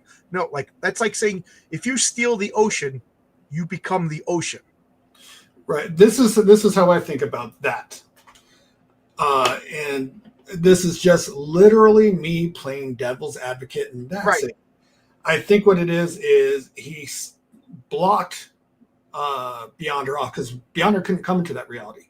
He can manipulate it and change it, but he couldn't literally manifest it yet because he was still new to this reality. The way I saw it with Doctor Doom's ability of being a super genius and a mage, a very powerful sorcerer on top of that, he blocked the path and just was siphoning the power from that dimension and manipulating it. That's why he wasn't omnipotent. He was still very manipulated, and that's the same reason why Beyonder could still touch Claw. Because he wasn't dead. He was just limited. If you describe it like that, I'll buy it. Yeah, that's pure devil's advocate. And that's me going, who was it, Shooter that wrote it? I'm trying to remember. Jim Shooter wrote it, and Mike Zeck and somebody else drew it. Yeah, so that would be me going into Shooter as being his backup man, his wingman, going, you might want to explain this a little bit more. You know what I mean? Yeah, I like... There's a couple of comics where like they steal the angel's power. You know. Yeah. To me, like you can't steal the angel, then you become the angel. You're like okay, God. Whether or not you believe in God or not, it doesn't matter. But God, Yahweh, Elohim, whatever, Yahweh, whatever you want to call it.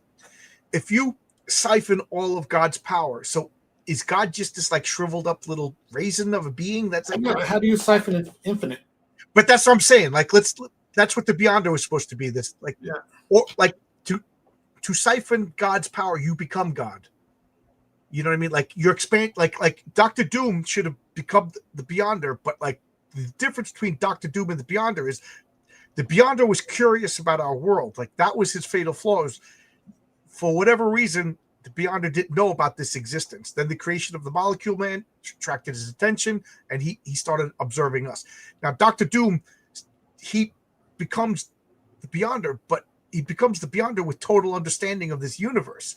Like he should have just been like, oh, I not only am I the Beyonder, but I understand that which I came here to understand. And that should have been like the end. You read All-Star Superman, right? Yeah. That's one thing I absolutely loved about that story is when Lex tapped into Superman's mind, it quite literally changed his whole perspective on reality. And he's like, oh my God, I've been messing up so bad, and it makes him actually realize that the world needs a Superman. And even in prison, he goes, yeah, I'm making a new Superman. I messed up. This was a bad thing for me to do. Yeah, like I love that like angels are just humans with superpowers. Like no, if you steal an angel's power, you first off you should burn up and stuff like that because it's like you can't contain it or whatever. But yeah, like when John Osterman became Dr. Manhattan, he became beyond human. His perspective changed. He didn't think like a human. Everything about him changed. So if you could steal Dr. Manhattan's power, you become Dr. Manhattan. Like your perspective changes. Like, okay, I'm going to rob banks when I become Dr. Manhattan. You steal all of Dr. Manhattan's powers and you just like, I have access to all time and space. Like you wander off. You don't care about something petty like a bank. And that's what I loved about the way Alan Moore, as much as what Alan Moore is, it doesn't matter. He's still a fantastic writer. Yeah. And what he did with all of those characters is just amazing writing. He's a very good character writer, in my opinion. Could Rogue steal an angel's power? Is that limited to powers from the X gene? Well, she stole Thor's power, and he doesn't have an X gene in her very first appearance. She stole Captain America's power, and he's got super. So she just steals powers.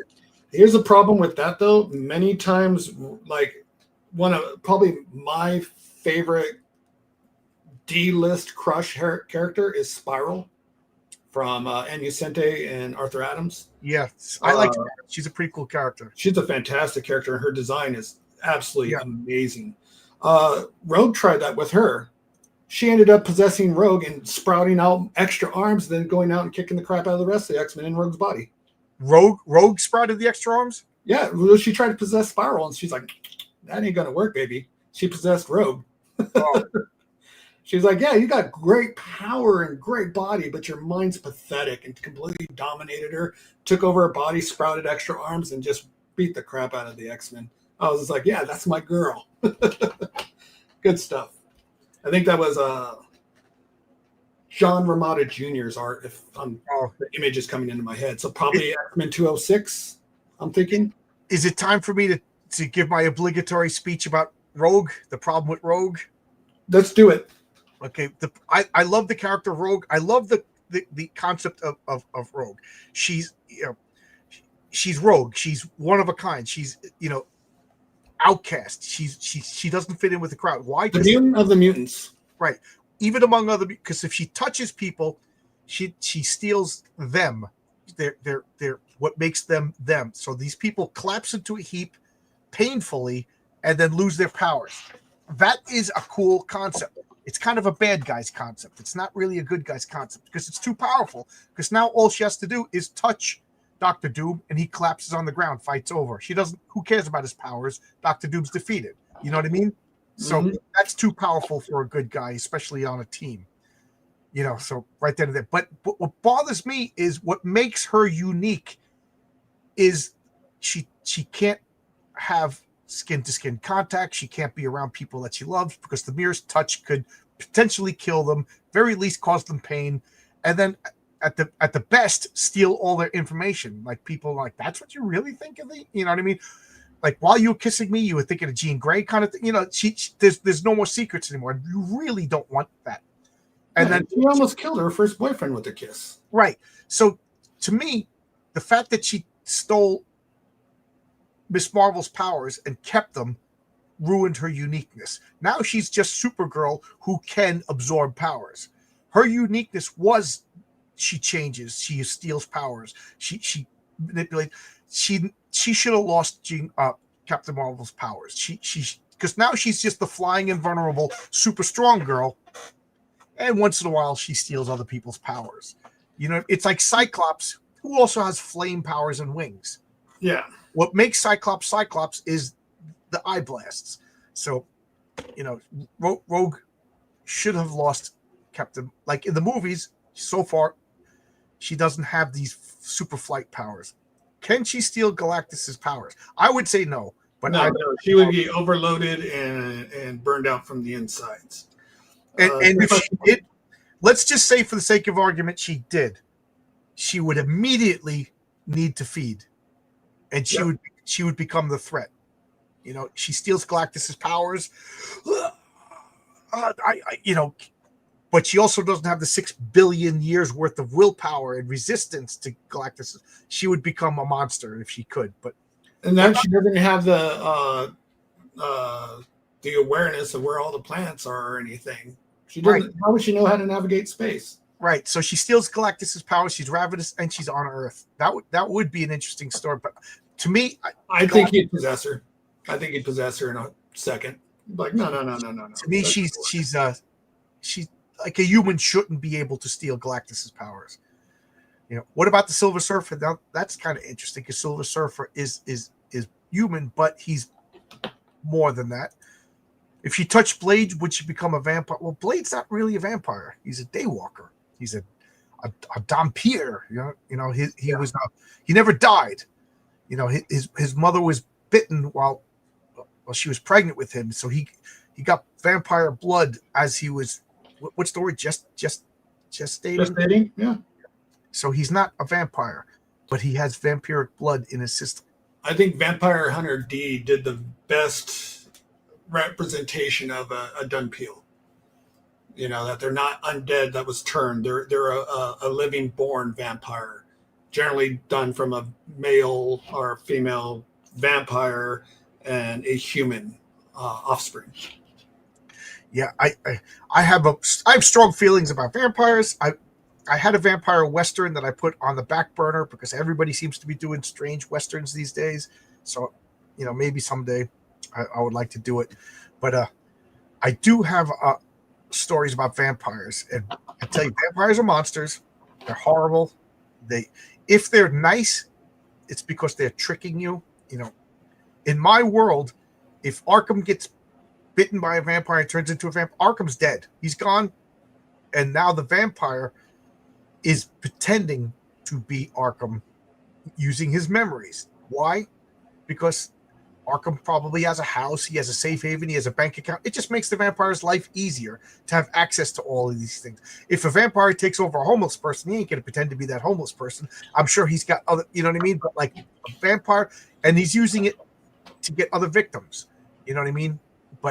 And then also in my world, a vampire is just a spirit that when it bites the body, it sucks out the blood, but then it needs, like in Anne Rice, it needs to refill the body. So basically you're conditioning this body to accept the spirit. So then the vampire spirit comes in, you're dead and gone. And you know, it put in the blood, it kept the brain before it deteriorated, so it has all your memories and stuff, but it's not you. It's somebody else pretending to be you.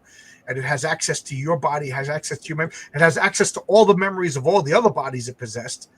And then during the day, it goes dormant, the spirit leaves, and somewhere in the night world, it's got another body on the other side. So when you kill a vampire, you're just killing that body. But that spirit, if a vampire is ancient and smart and has the resource, they got bodies all over the world. So boom, the Arkham body is destroyed, but then it goes to some place where it's dark and it pops up again and it starts all over again. So you can't, vampires are tough to kill.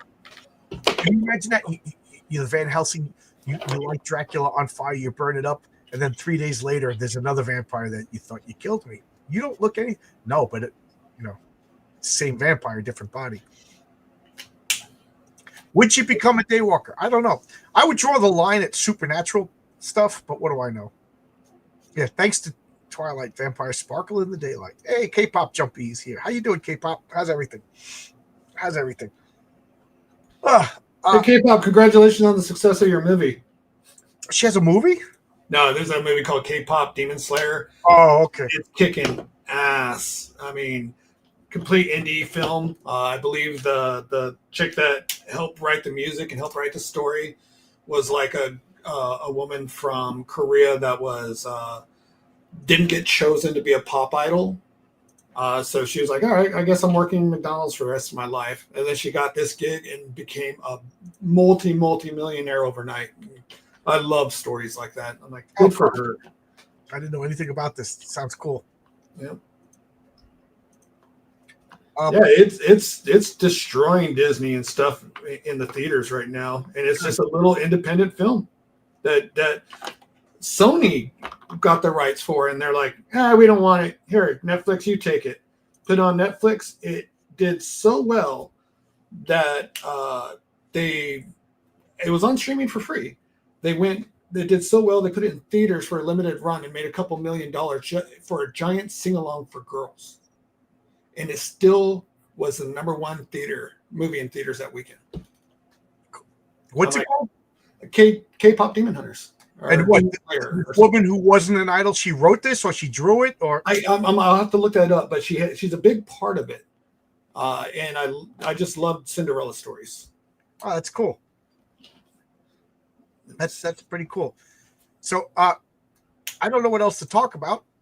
If anybody wants to pop in, or do we want to wind down? I've been talking for 3 hours. Jeez.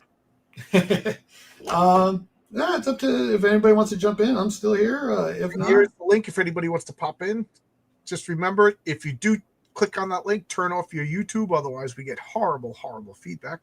K-pop, if you want to come in, talk with us, Eric. Yeah, K-pop can tell us a little bit more about that than I probably know. I'm just a dude. Anybody got a topic they want to talk about? I kind of can't think of anything. It started out with just Arkham and I were just hashing out little specific details of the comic that he's working on. For those of you who are new, Arkham over here is drawing a comic that I sent him a script for, and I'm so happy. Look at that. That is going to be the trading card.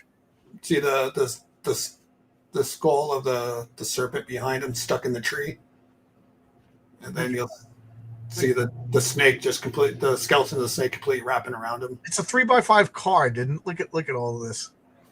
I know what's going to happen. We're going to have to isolate the human and just make the card out of that, and then we'll take the grand scheme of thing and probably make a page out of it or something. Do with whatever you want. I'm just. And also keep in mind, I usually ask this when the story's done: is you're going to draw the cover. Oh, okay. You know what I mean? Because whoever does the interior art also does the cover. I'm big on that. So, there's going to be 2 stories in every heroic tale. So, I don't know. Front cover and a back cover. Right. So, and then maybe a variant. So, whatever. But you're going to have the A cover because you're doing the story. So, that's something to think about later on. Usually when the story's done and you're like, okay, do the cover. Or if the campaign's halfway, if we're going to launch the campaign, we need a cover, What do you think about this? All right, let's answer Eric's question first. Let's talk about how you would write a shapeshifter into your universe. Something's not supernatural, but biological. Funny that you should mention. Did you read the script for Patriarch number 1? you hitting on all the stuff. Yeah, I love shapeshifters, and I use the rules for shapeshifting from Villains Vigilantes game, and they have a couple of different types of powers. They have shapeshifting A. And it's just like Captain Marvel. Billy Batson says Shazam, boof, and he turns into one specific form. And because it's limited, it comes with extra powers. That's shapeshifting. Shapeshifting B is you can only mimic other human forms. And then shapeshifting C is you can turn into anything. And they all have specific rules. So one of the things that I like is there's different types of shapeshifting. Now, I have the power to shapeshift. Do I retain the same mass? So I'm 240 pounds. If I shapeshift into a hot chick, I still weigh 240 pounds. So it'd be kind of funny, like I'm trying to seduce somebody and they pick me up and they're like, geez, you seem to be a lot heavier than, or I turn into an 8-foot tall giant, but I'm still only 240 pounds. You know what I mean? So I really like that kind of shape shifting. Like, you know, and then there's, you know, what's her name? Mystique. Like to me, Mystique, she stays the same weight. You know, like in the X-Men movie, she mimicked Wolverine and then her claws broke and she screamed because she doesn't really have she's mimicking you, but she's not. I really like that. And that like you have to be clever to do stuff like that. Like I like shapeshifting too. I really like, again, I am a fan of his, so bear with me. Jonathan Hickman is writing Imperial right now, right? I'm not buying it. I'm not buying anything Marvel. I'm not giving them any money. As much as I love Hickman, the way he set up Imperial. Do you know anything about it, John?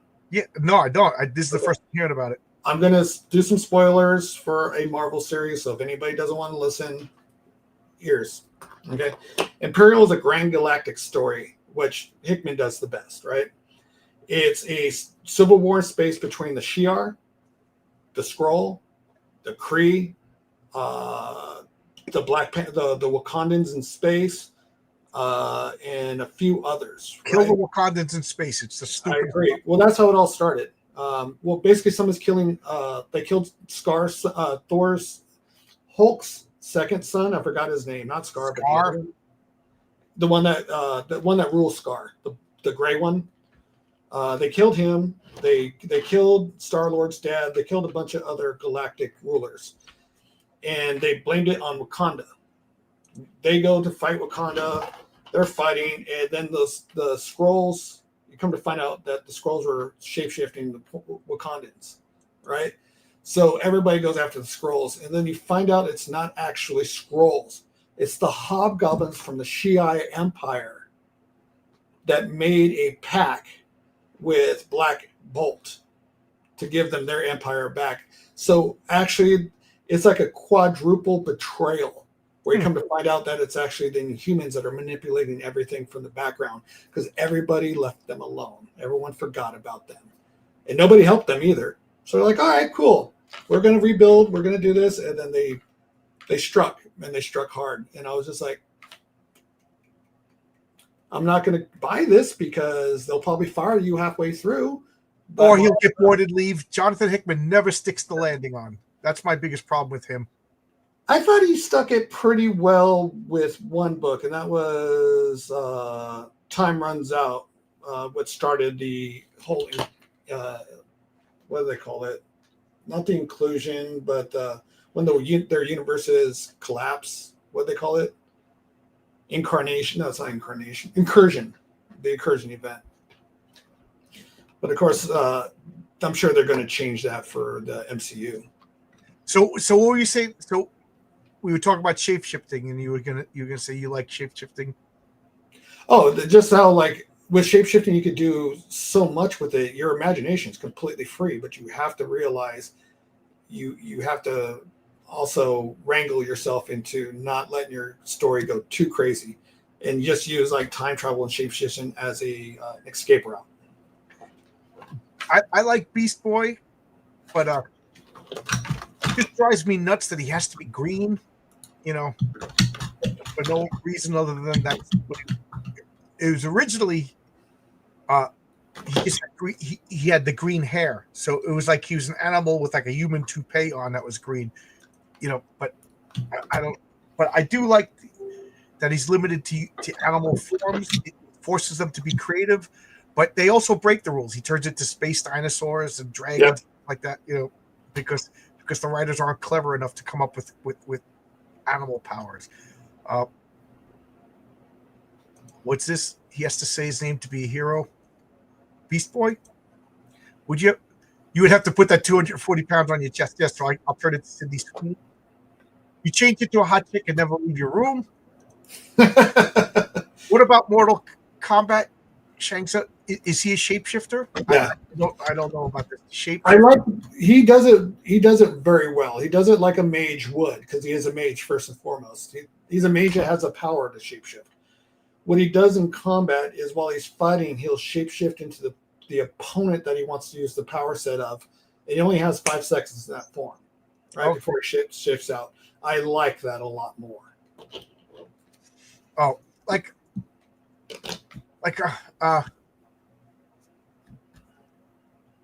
to me, Captain Marvel is like Shazam. He shapeshifts, boom. And Eric Larson, as freaky as he is, he has a character called Mighty Man.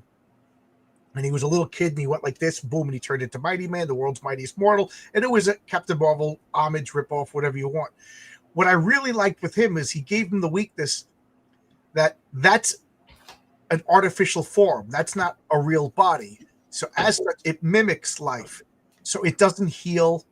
It can't eat food and it can't rest. So he needs to become his normal form to do it like Alan Moore's Miracle Man. What's his name? Why can't I think of Mike Moran? He turns into Miracle Man and he just lives the rest of his life. There's no reason to ever turn into like a middle-aged guy whose back hurts. But Mighty Man has to turn back into his teenage self because he needs to rest. He needs to eat.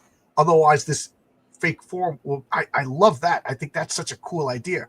That if I ever have a character that transforms, that's definitely going to be like if he gets his arm blown off. You know what I mean? Or broken. Mm-hmm. He needs to turn human and be in a sling for a while for it to heal. Like if he never transforms back, if he never turns his powers off, he's never at rest, and therefore he's never going to heal. I'm just imagining a hero like that getting their arm torn off or broken or damaged badly, and people go visit him at home. They go check up on him. He's literally in a terrarium as a lizard. Like, what are you doing? Oh, I got to regenerate. It's going to take about a month. Because, lizards can regenerate limbs. Right. So he has to stay a lizard so his limb grows back and he's stuck in lizard form for a month before the arm grows back. That was a great, like Animal Man.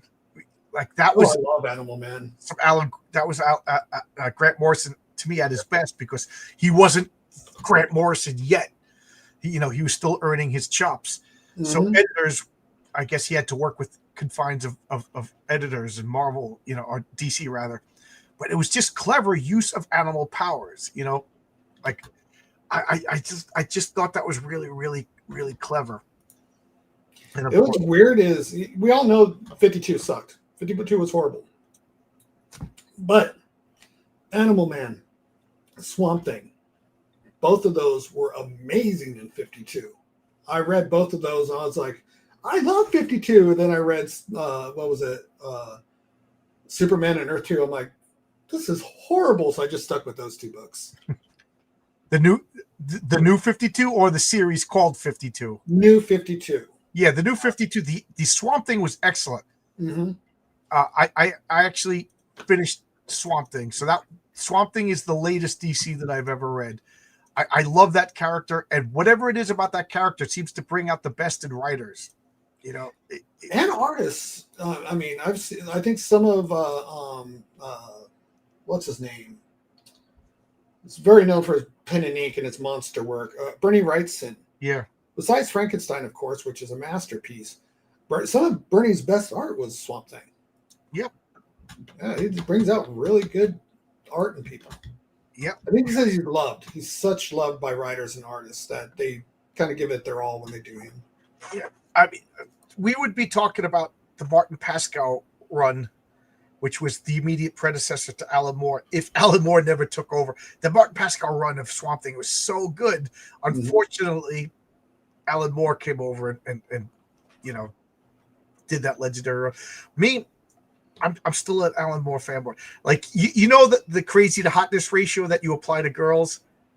Like, the hotter the girl, the more craziness you're willing to put up with? That also applies to comic book writers and artists. Yes. Alan Moore is crazy, but man, did he give me great stories. So I'm willing to put up with Alan Moore's insanity because he's such a good writer.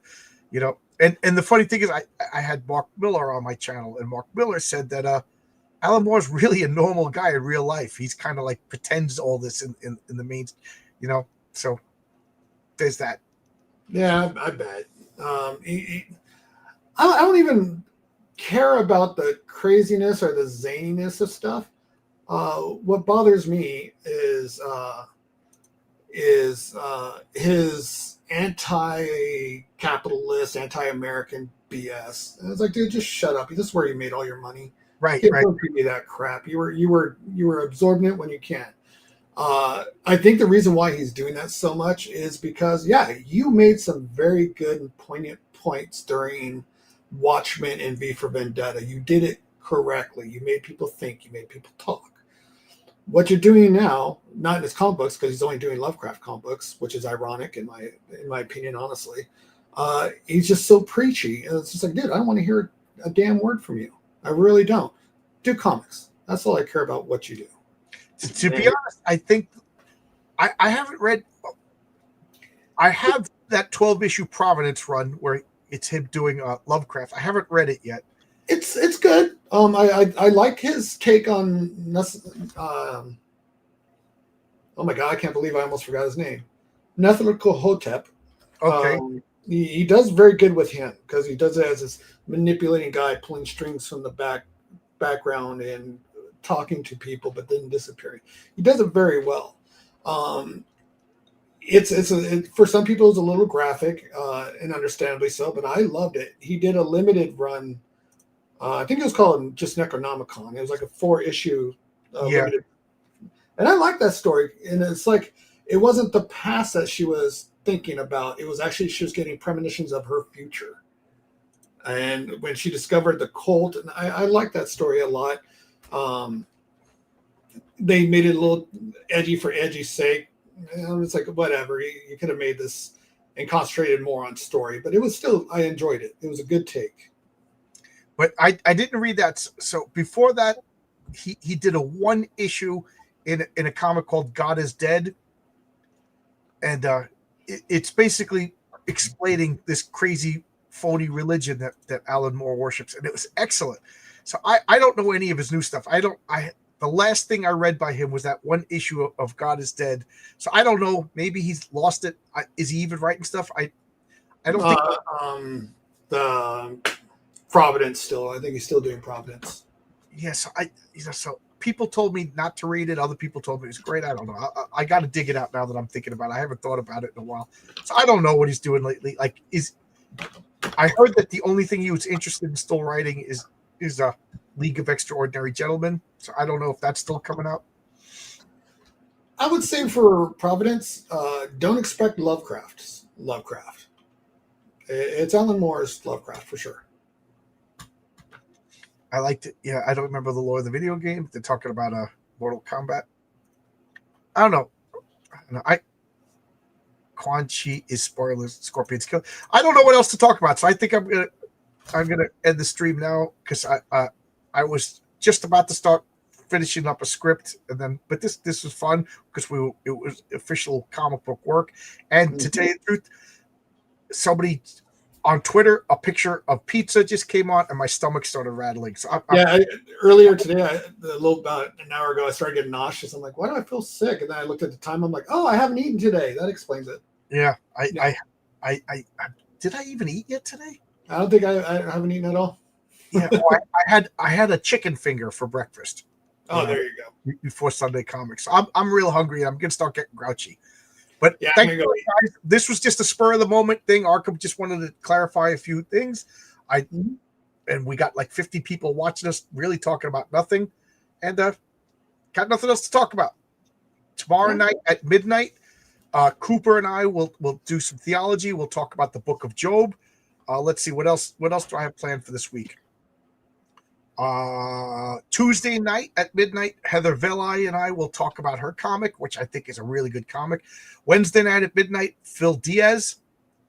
And then Friday at 12 noon, Tonic Mole and myself will do John and Tonic. We're going to talk about the first Alien movie. And then at midnight, we're going to talk about It's Clobbering Time. It's going to be Van Helsing versus Solomon Kane. So I got a pretty hot week this week. Anything you want to pitch, promote, talk about? No, but if anybody wants to go to my YouTube, you're more than welcome. Sub. My ex is there or two somewhere. I'm generally not on social media that much anymore. Most of my stuff I'm going to stick to is YouTube and just posting art. Did be doing that for a very long time. Okay, so there you go. We'll see you guys. Thanks for wasting time with us. It was fun conversation. This is what I like to talk about. We got a little heated with politics in the middle, but Not that long. Maybe a half hour of it. so there we go, kids. Goodbye, kids. And a couple of people have been asking. This little clip is Clarabelle from Howdy Doody. This is from the last Hilarious. of Howdy Doody. And me and my friends have been saying this, bye kids, to each other for years. And I finally found the clip. So bye kids.